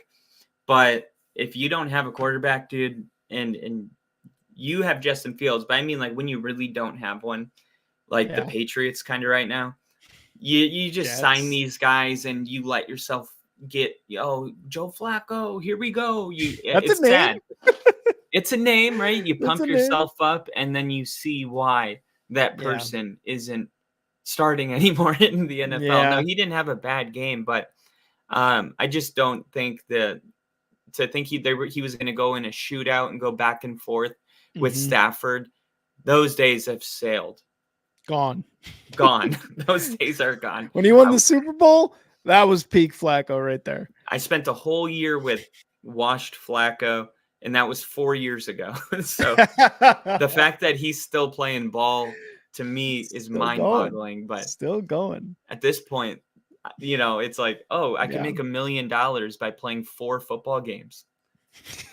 Do you guys want $1 million for Christmas? Fuck it.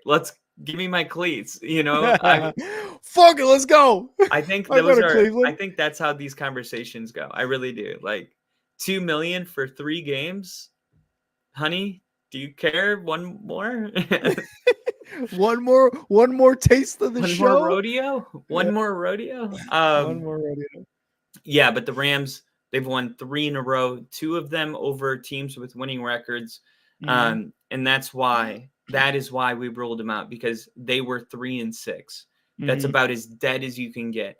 No one makes the playoffs when you're 3-6, but if you win 3 in a row, all of a sudden you're back into the picture. But now the question is, like, Denver, you can win 5 in a row, but it's hard to win 6. You've won 3 in a row. Can you keep the streak going, or is there a couple more losses that need to happen? And the Rams are definitely probably vibing right now, like feeling great. Like, I bet because they control their own destiny. In the NFC with 6 losses, you control your own destiny. And the Packers are another team that I think Packers Rams are looking like the 2 teams that may be able to get in. And the Packers might end up winning the rest of their football games, all of them. If you look at the remaining schedule, I can't find a team that is like not even a little. Well, yeah, the Bears. Even you were like Salah reading that we have a better chance with Zach Wilson. You're like, yeah, no, the Bears. Yeah, no, it's like Bears, Giants, Titans. It's no one. Yeah, it's like you can go to the playoffs, which they were 3-6 as well, and nobody was like, oh, the Pack. So the NFL season, man, is just a wild ride, and it'll be fun to go back and watch your segment you did about the playoff teams, which teams get in. Yeah. Because I'm gonna miss the lights. I'm gonna miss the lights. I love that. But yeah, good job, good dub for the Rams, and we'll see if they can keep it going. I'm sure McVay and Stafford will have another good week. All right, we're gonna talk about that fucking stupid ass Panthers game. I've got one. I got like 2 things to say about this. The Bucks got the dub. Okay, they got the dub. The final score was 21-18. Wow, what a score! Panthers not having a year. They're not having a good year at all. And Mike Evans is a Hall of Famer, cemented. Yeah. And you know how I know that everyone's sleeping on Mike Evans? Not because nobody considers him when they're picking their best receiver in the NFL. When have you ever heard someone say Mike Evans? No, it's Tyreek. It's Justin Jefferson. And I get it because those guys are special. But what Mike Evans has done is like what Jerry Rice did. 10 consecutive seasons with 1,000 yards. And he still looks like he's in his prime. Another reason I know that he's underrated is because I drafted him in my fantasy league with the 71st overall pick. Nobody that Tyreek, none of those guys are dropping to 71 overall. Yeah, no. And it wasn't just our draft. It was drafts all around the league, including myself, waiting for the 71st pick. But, it's funny because even when it seems like, okay, Baker, uncertainty at the quarterback position, he still finds a way to be the bright spot of this team. Mike Evans is like all class. He's one of my favorite receivers in the league. And Baker and him have a good enough connection where, yeah, we're not going to talk about the playoffs, but they have a good enough connection where I think they could win their division. I think it's Bucks and Atlanta that are really competing.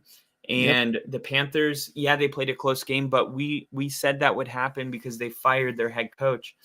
And teams play hard the week after their coach gets fired. So I think I think the Bucks are much better than the Panthers than the score suggests. But that's just because the Panthers are really bad, not because the Bucks are really good. But I think the Bucks are going to stay there with Atlanta probably till week 17. They probably play at some point in week 17 or 18. And I'd imagine that we're going to have a playoff game that week.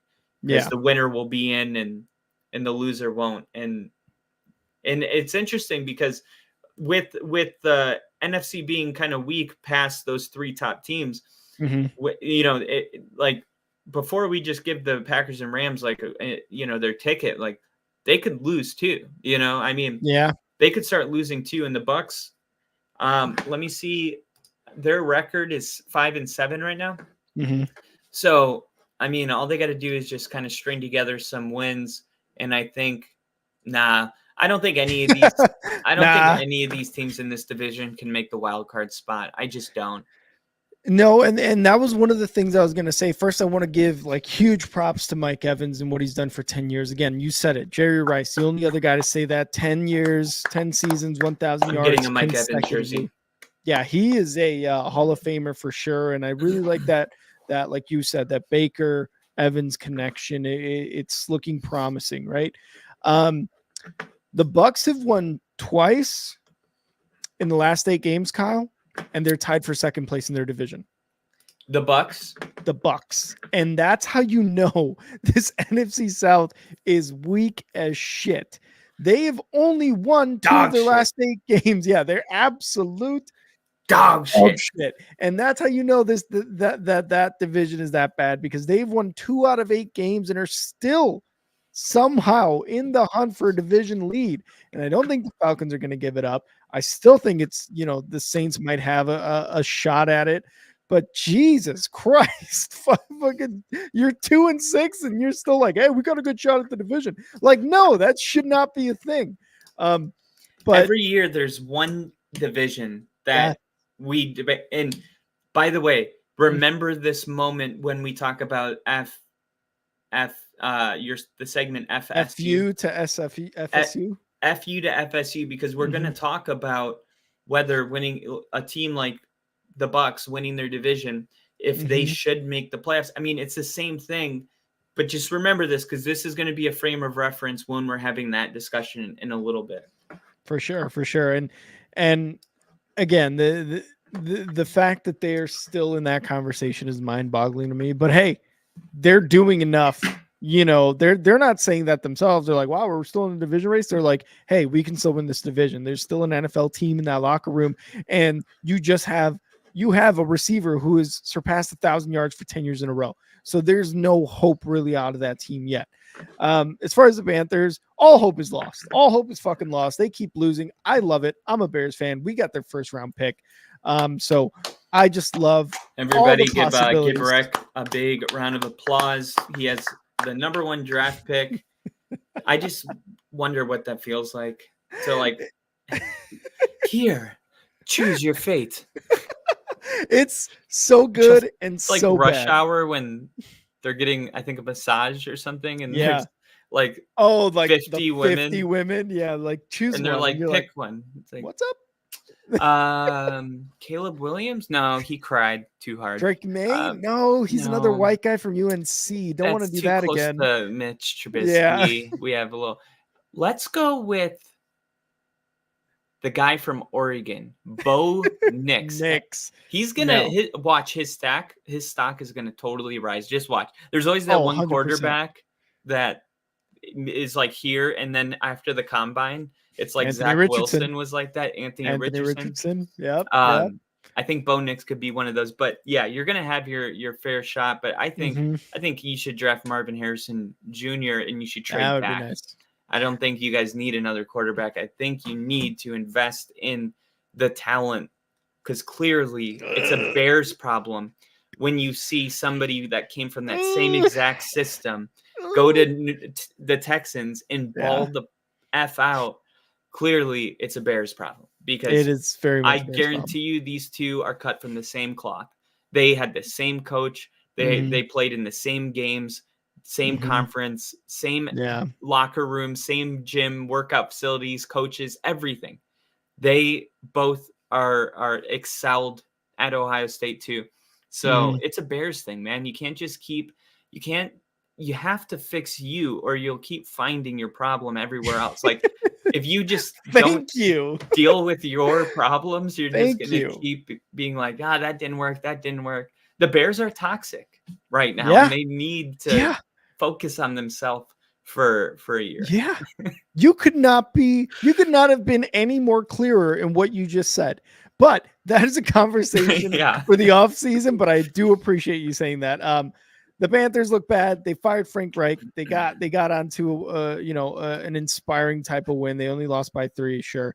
But that whole coaching staff, that whole organization, for the sake of Bryce Young, needs to be turned over in year 2. And hopefully they make the correct decisions going forward with Tepper there, who Tepper just seems to fire coaches. He fired Matt Rule last year. I forget after how many weeks. They played the Bucs the next week. He fired Frank Reich this year. They played the Bucs the next week. This guy's consistent in that, at least. I don't know. He's a crazy owner. But for the sake of Bryce Young, yeah. For the sake of Bryce Young, I hope they get the right people in there because I know you don't love him. Well, I don't have anything against him either. You don't have anything against him, but I know you don't love him. And I don't want him to work out. Yeah. But Carolina does, and hopefully, because I don't root for that unless it's the Packers. But hopefully they they can get the right people in there.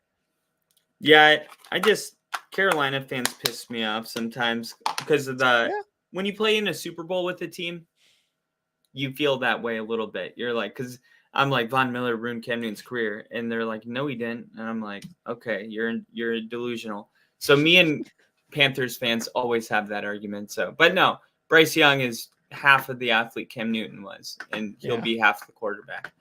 I hope he proves me wrong. Prove me wrong, please. I like to see people exceed. Prove me wrong. Succeed or exceed my low expectations for Bryce Young. But that is our week 13 recap. We definitely all had your team didn't play, but it was a tough week. But it's Wednesday. Wednesday's the day, and this was the last thing I'll say. Wednesday is a big shift day. Even in the press conferences, you don't talk about Sunday's game on Wednesday. On Wednesday, you start talking about Sunday's game. So I'd say Monday and Tuesday are your days to look at the film and all that. But Wednesday, switch gears. I think all these teams, their focus now is on Sunday. So I'm excited. Yeah, looking forward to Sunday, where there's going to be a lot of great games, including like the Eagles and Cowboys and other games like that. So for sure. All right, Kyle, let's get into it. Top 5, no debating. Top 5. Top five. Kyle, top 5. What our favorite segment, a lot of people's favorite segments from the YouTube comments, from the views. People love seeing Kyle and I debate our top 5. Let's get into it. I will go first, Kyle. I think you went first last week, so I will go first. Yep. My number 5 is going to be the Chiefs. They took quite a tumble, golly, from my last week's standings. They were 3 last week for me. They're going to be 5. They lost. And and that's why they took two spots down. They lost. Okay. And they were at 3. They were at 3. So I got them at number 5. The loss to the Packers was huge. Not a lot of people were expecting that, unless you were a Green Bay Packers fan like Tyler Fink. Shut up, Kyle. I called it. That was my upset. Yeah, you didn't call shit. I said that was my upset. Don't want to hear it. Oh, by the way, tomorrow night, 7 p.m. Eastern time, new episode of Listen to Your Friends is dropping. It's our second episode, so definitely tune in for that. I wonder what's going to be on that. Yep. Chiefs number 5 for me after that loss to the Packers. Kyle? At number 5, I have the Detroit Lions. Lions got a win. Yeah. They kind of took their foot off the gas, but I think in the next couple of games you're going to see them not do that. And I just believe in this team. They did really well last year and came short. And this is the same group of dudes. I think that the urgency is going to be there. And I think as these games go on, Detroit is going to probably crawl up a lot of people's power rankings. They're a really great football team, and they land at number 5. See you, Ginger. Right. See you, buddy. Thanks for tuning in tonight. Yeah, thank you so much, Ginger. Appreciate you. All right. My number 4, they went up a spot, but only because the Chiefs tumbled down 2 spots. I got the Ravens at number 4. You can't get fired on your day off, although, Friday, the movie proved otherwise. But Ravens at number 4 because the Chiefs took that tumble so low. Still got them at number 4. They had their bye week. They're leading the AFC. They're the AFC North, and I believe they're still at a tie for number 1, or if not number 1 in the AFC. So they're my number 4. They'll definitely win their division with all other 3 quarterbacks out. No Kenny Pickett, no Joe Burrow, no Deshaun Watson. Yeah. That I saw Grassi and an ESPN guy say in the same day to bubble wrap Lamar Jackson because there's something going on in the AFC. Yeah, something going on. At number 4, I thought about this really hard, and there had to be a couple teams that fell down, and yes, it can be because of injury. The Jaguars have dropped out of my top 5. The Chiefs are not in my top 5, and the Ravens are not in my top 5. At number 4, I have the Miami Dolphins. Wow. I think the Dolphins are doing everything that is asked of them. I think that they're the best offense in the league. I think Tyreek hits 2,000 yards. Yes, we have those concerns. That's why they're not at 2. But as of right now, if you're a Dolphins fan, you're feeling like you have a top 5 football team. Yeah, 100% would agree with that. Dolphins are looking, like I said earlier, early season Dolphins, greatest show on surf type of Dolphins right now. And like you said, as a Dolphins fan, you're feeling really good about the way they just destroyed the Commanders. And the Ravens were that other team that I'm like, well, yeah, you can't get fired on your day off, but you can be outperformed on your day off. And the performance Miami did, it's not the Ravens' fault that they didn't have a game, but they demolished the Commanders. And the week before that, we saw the Ravens struggle with the Chargers, who almost 0-6 to the Patriots. All of that in 2 weeks with the Dolphins balling out is the reason why the Ravens aren't there. And I went with Miami. Love it. Number 3 for me after a bad loss in the afternoon slate on Sunday. I've got the Eagles at number 3. Eagles taking a loss there. Jalen Hurts kind of, getting a little roughed up in that game. Dom, the security guy for the Eagles, getting in the face of the 49ers, getting kicked out of that game. A lot of things went bad for the Eagles on Sunday, but also there's no need to hit the panic button on the Eagles, right? Like the 49ers are just that damn good, but the Eagles, again, can absolutely be there in the NFC Championship. right? We saw what they did over the last 2 years, going from a wild card loss to the Super Bowl. So I don't think it's any time to panic. Eagles are number 3 for me. This is the perfect time to panic. I'm lost. Andy's with Toy Story. Sorry, I just went through that whole scene. I just went back to my childhood.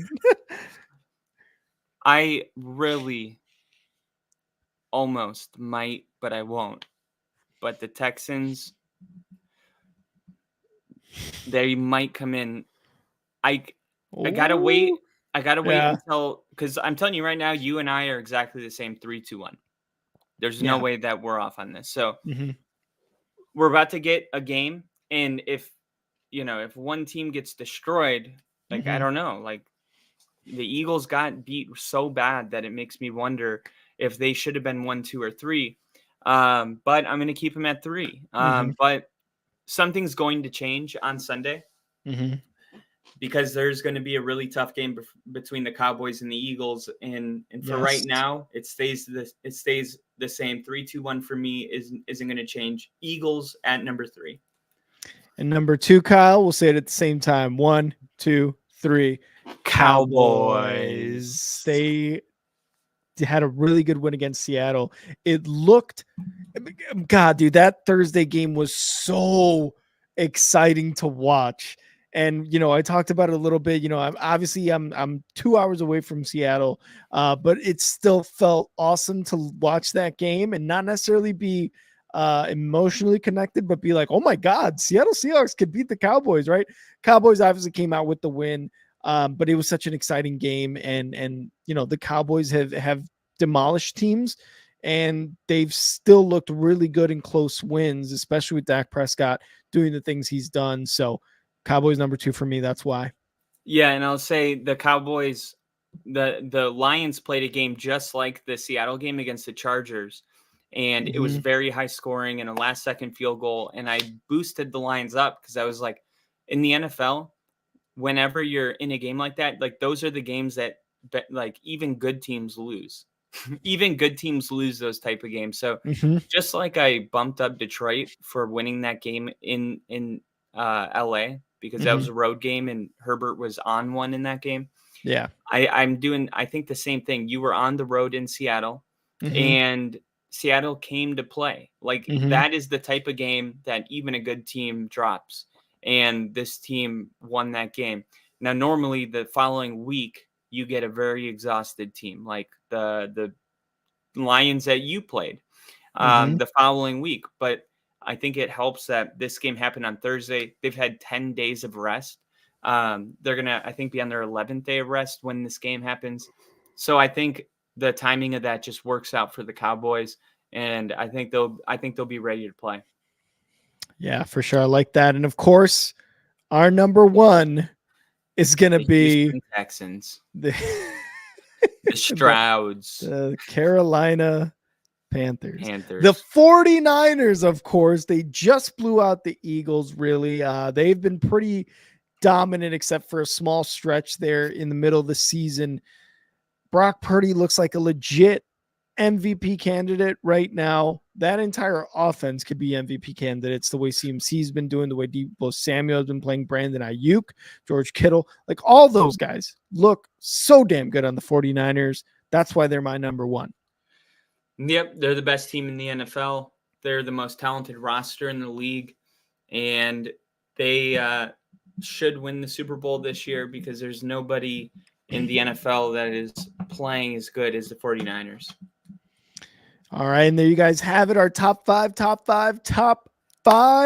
We didn't disagree. We only disagreed for 40% of our top 5, which was actually kind of rare, I feel like, Kyle.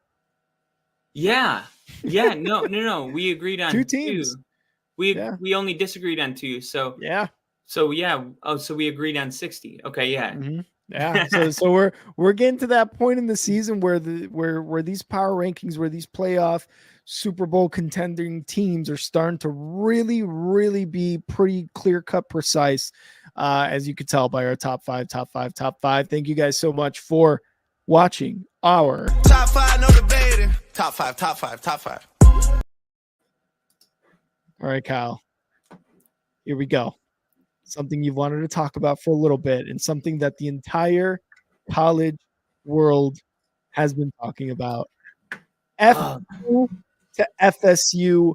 Yes. FSU left out of the college football playoffs. Only 4 teams can make it. This is the last year when this will happen. Next year, college football will be moving on to a 12-team playoff. But this year, an undefeated FSU, Florida State University, without their Heisman candidate or almost Heisman candidate quarterback, get left out of the 4-team playoff. What you do have in at number 3 and number 4, though, is a 1-loss Texas team and a 1-loss Alabama team who had just beaten Georgia in the SEC championship. There's been a lot of debate. There's been a lot of FSU got screwed. There's been a lot of their quarterbacks out. A lot of they want an SEC team in there, and Texas brings in money. FSU needs to be in because they're undefeated. Kyle, I know where you stand, so give it to us straight. What did you think of this decision? I understand it, but I don't agree with it. Mm-hmm. And I think it's one of those where you can make an argument for both sides. You can make really strong arguments for both sides. And really, I think the only thing when there's two very compelling sides, the only thing that can kind of get you over the edge on one side, over the fence, is you get into morals and ethics. What's the right decision? And I think Florida State, I think it's not about Florida State's season. It's about the integrity of college football. When you look at the ACC, like obviously they went undefeated. They didn't lose a single game. And it is about ratings. It is about viewership. And when you have TCU getting blown out in the playoffs, it doesn't do good for television. Yeah. I get all that, but that's greed. That's money. Mm-hmm. That is so you're supposed to control your own destiny. Basically, if you win out and you win the ACC championship, you control your own destiny. And this is the difference between the NFL and college football. And I heard it said throughout the week that this is like figure skating. This isn't football. Because figure skating is just, you have judges and they decide who's the best and who's not. But your record is supposed to tell that story for you. And yeah, you could make an argument that Alabama is going to play a more competitive game with Georgia because they have their quarterback. And I get all of that, but Alabama doesn't deserve to be there because they didn't put themselves in a position to be in that game. That's why college football, every game is so important and significant. Yeah. You can't just put somebody in at the end of the year when they didn't handle their business the way another team did. And I think Florida State earned the right to be there with or without their first or second string quarterback. They won their conference. They beat every game. They went to Florida. They stayed undefeated and they won their conference championship. And you're putting in an Alabama team that already has a loss on their schedule. And on top of that, Florida State had beaten 3 ranked teams, during the year. So this whole thing, like they didn't play anybody. Mm-hmm. At some point, like everybody plays somebody. I mean, they played LSU and LSU was like number 9. I think when they played them, they were like 4 or 5. I think the 3 teams you guys beat that were ranked were in the top 15 at the time when you played them.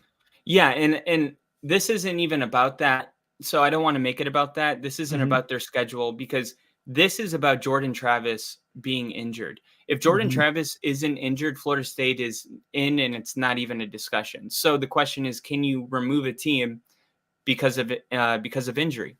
And I don't think you can. Like if Brock Purdy went down with that elbow injury and the NFL, let's say that happened in the divisional round on the last play, and the NFL said, we're not going to have the 49ers in the NFC Championship game because they don't have a starting quarterback. We would flip our tables. That's not how the NFL works. Yeah. That's why in 2007, the Giants won the Super Bowl or 2009, I believe, or 2007. No, 2007.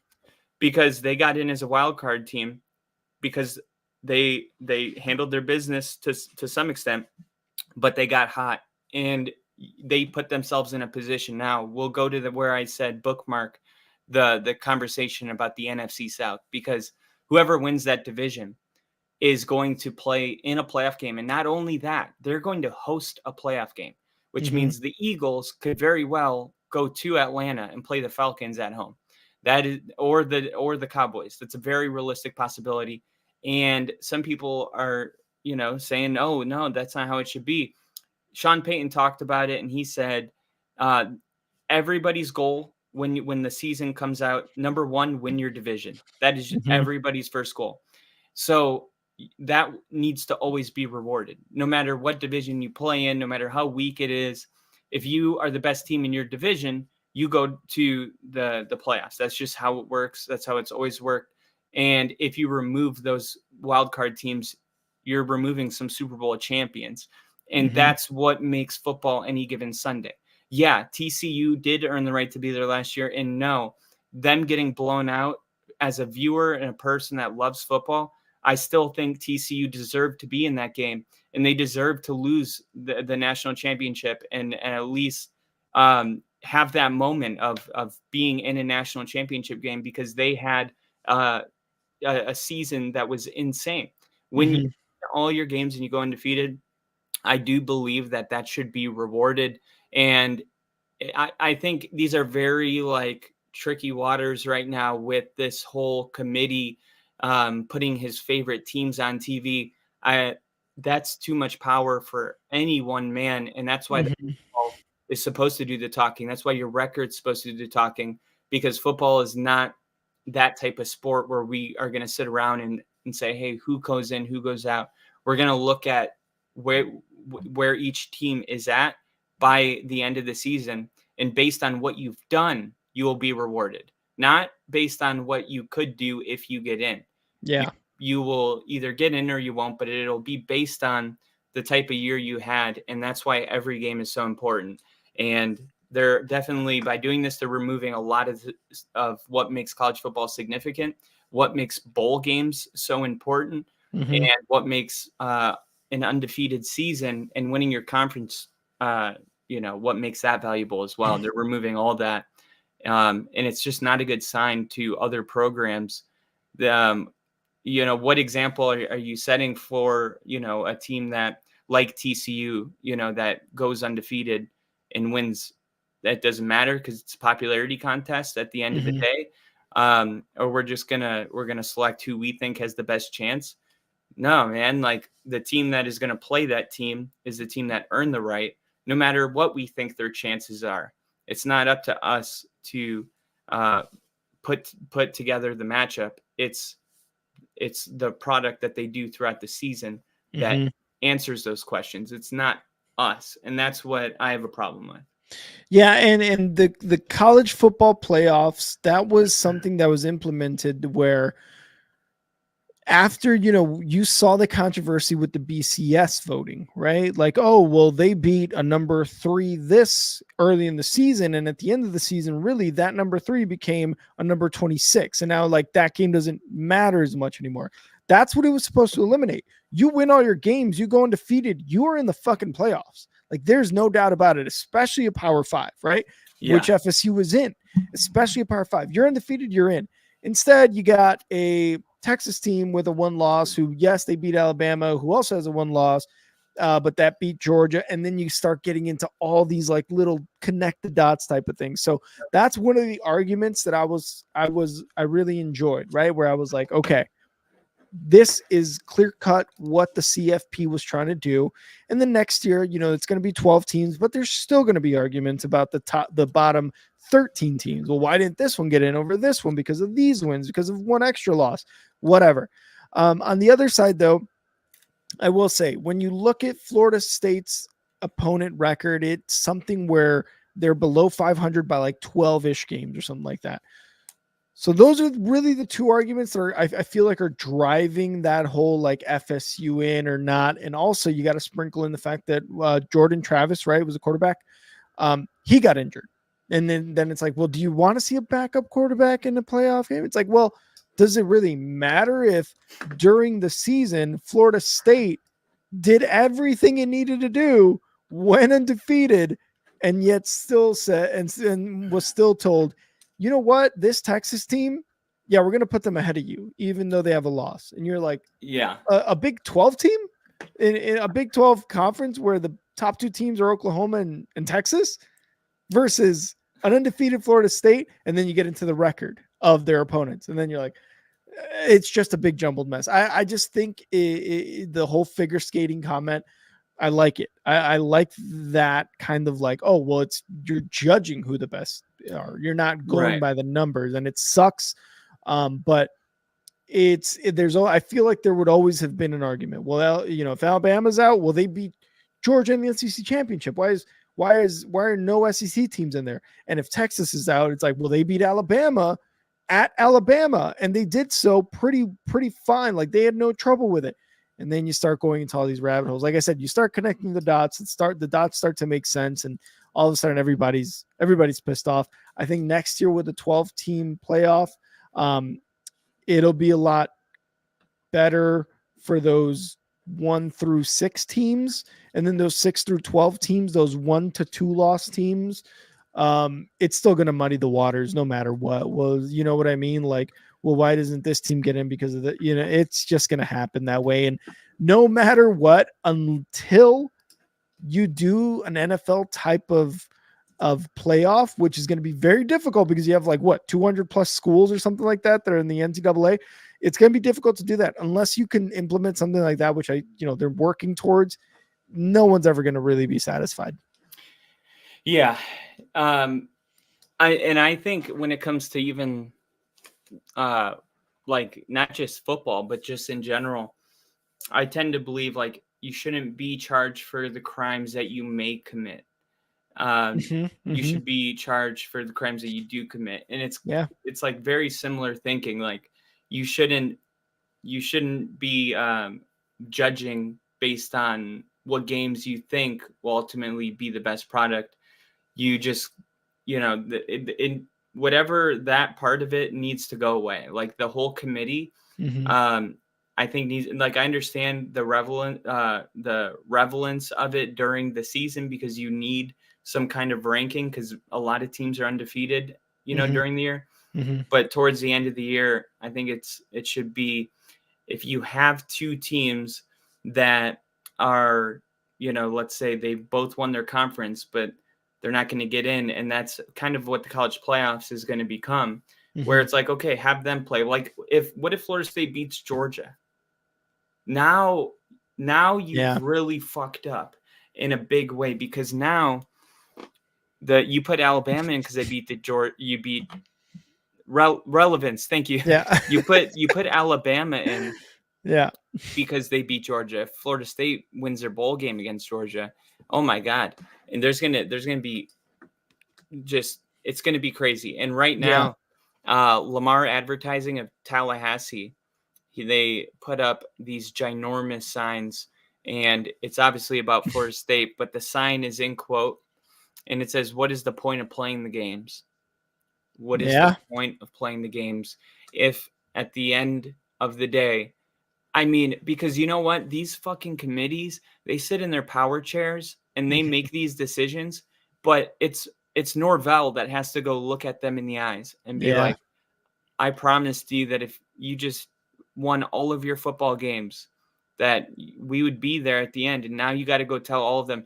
By the way, what message is that sending young men? Like, you do everything in your power to win, and we're going to let some 70-year-olds on the committee that have been there for the last 20 years. These are like career politicians for college football.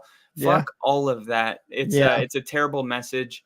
And the greed for views and ratings, I think, are affecting the ethics of the message that we're sending to all teams. This is a bad look, I think. And of course, Florida State is the team that I cheer for in college, and I have a lot of friends that are very, very they love Florida State, like I love the Broncos.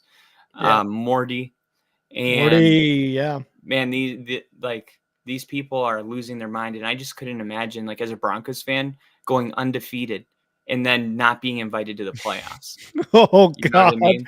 the pure anarchy that would come from that. And I think I've got the solution though, Kyle. And hear me out. Hear me out. This is what I think should happen.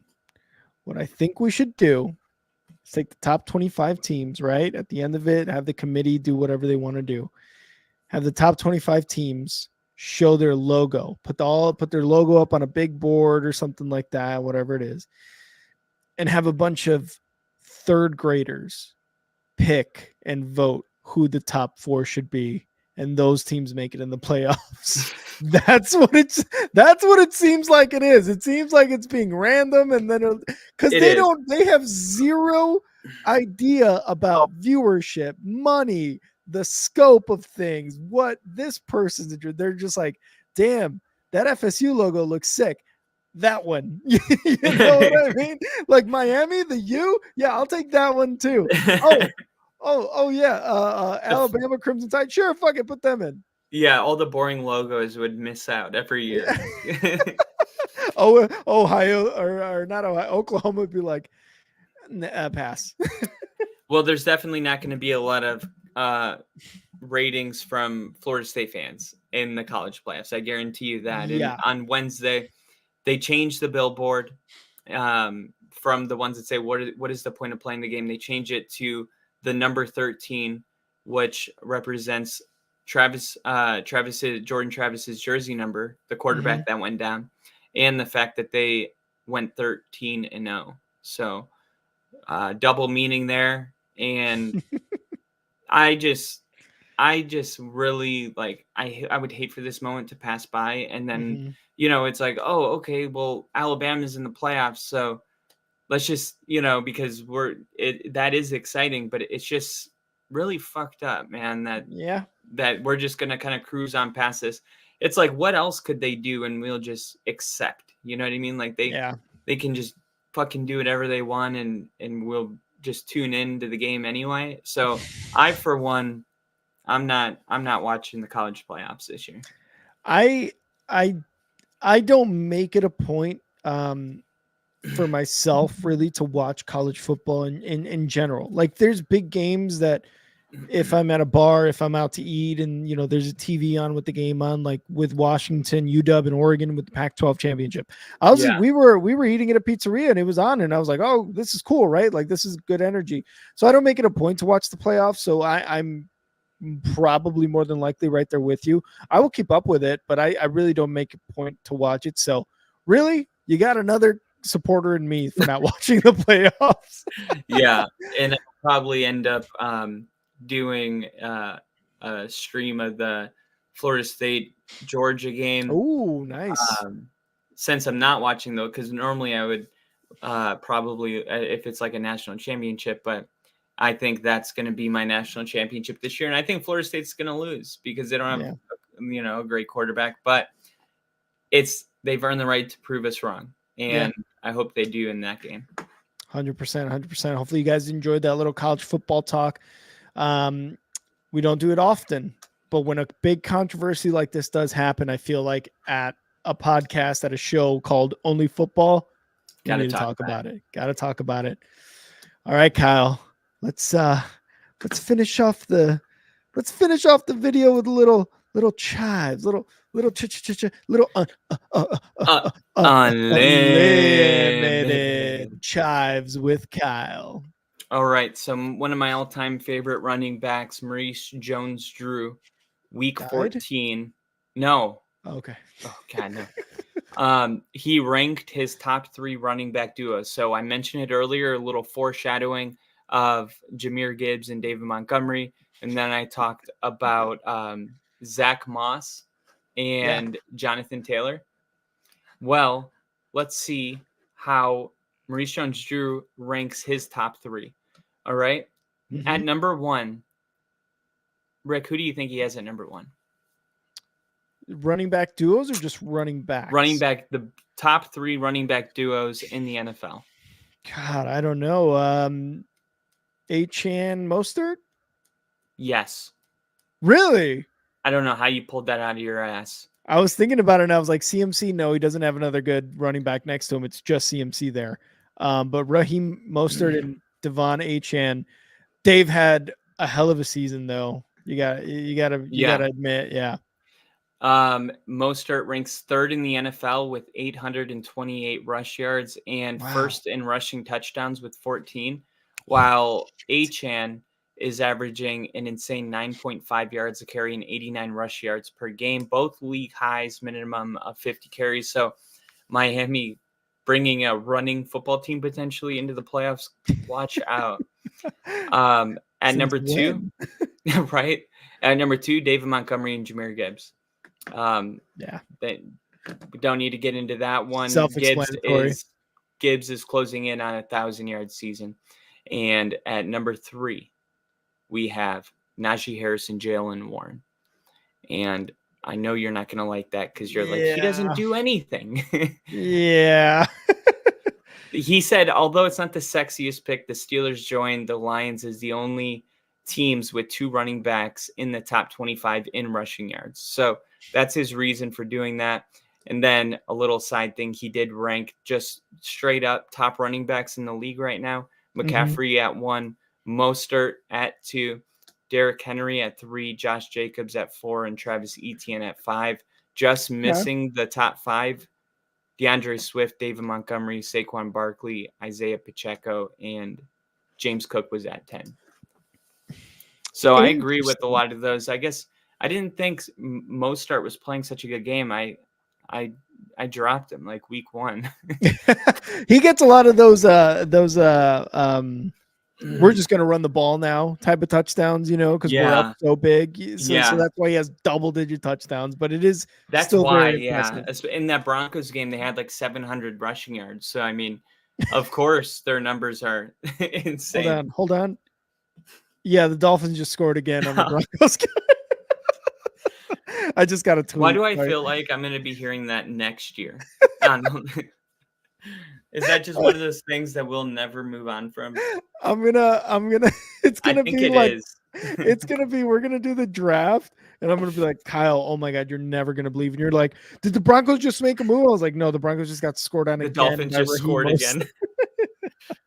I hate you. And I love you. All right. Well, that was our show, everybody. Thank you so much for not only tuning in and sticking by, but flexing with us. It's a Wednesday instead of our usual Monday after Monday Night Football. Kyle was able to do some stuff after the game, but just some stuff going on during for myself after Monday, and then Tuesday we settled on Wednesday tonight to get this episode going. But again, thank you guys for stopping by. Always in the chat, Edub, Bill, Jinja. We had Tyler in here as well. We had Lil E in here. Hope Lil E, you're doing well on your trip up to Montana. We appreciate it. And as always, go follow us on X at And Now Rick. I am there at the top right of your screen, and you can follow the Only Football X page, X, at Only Football KR. Kyle, where can they follow you?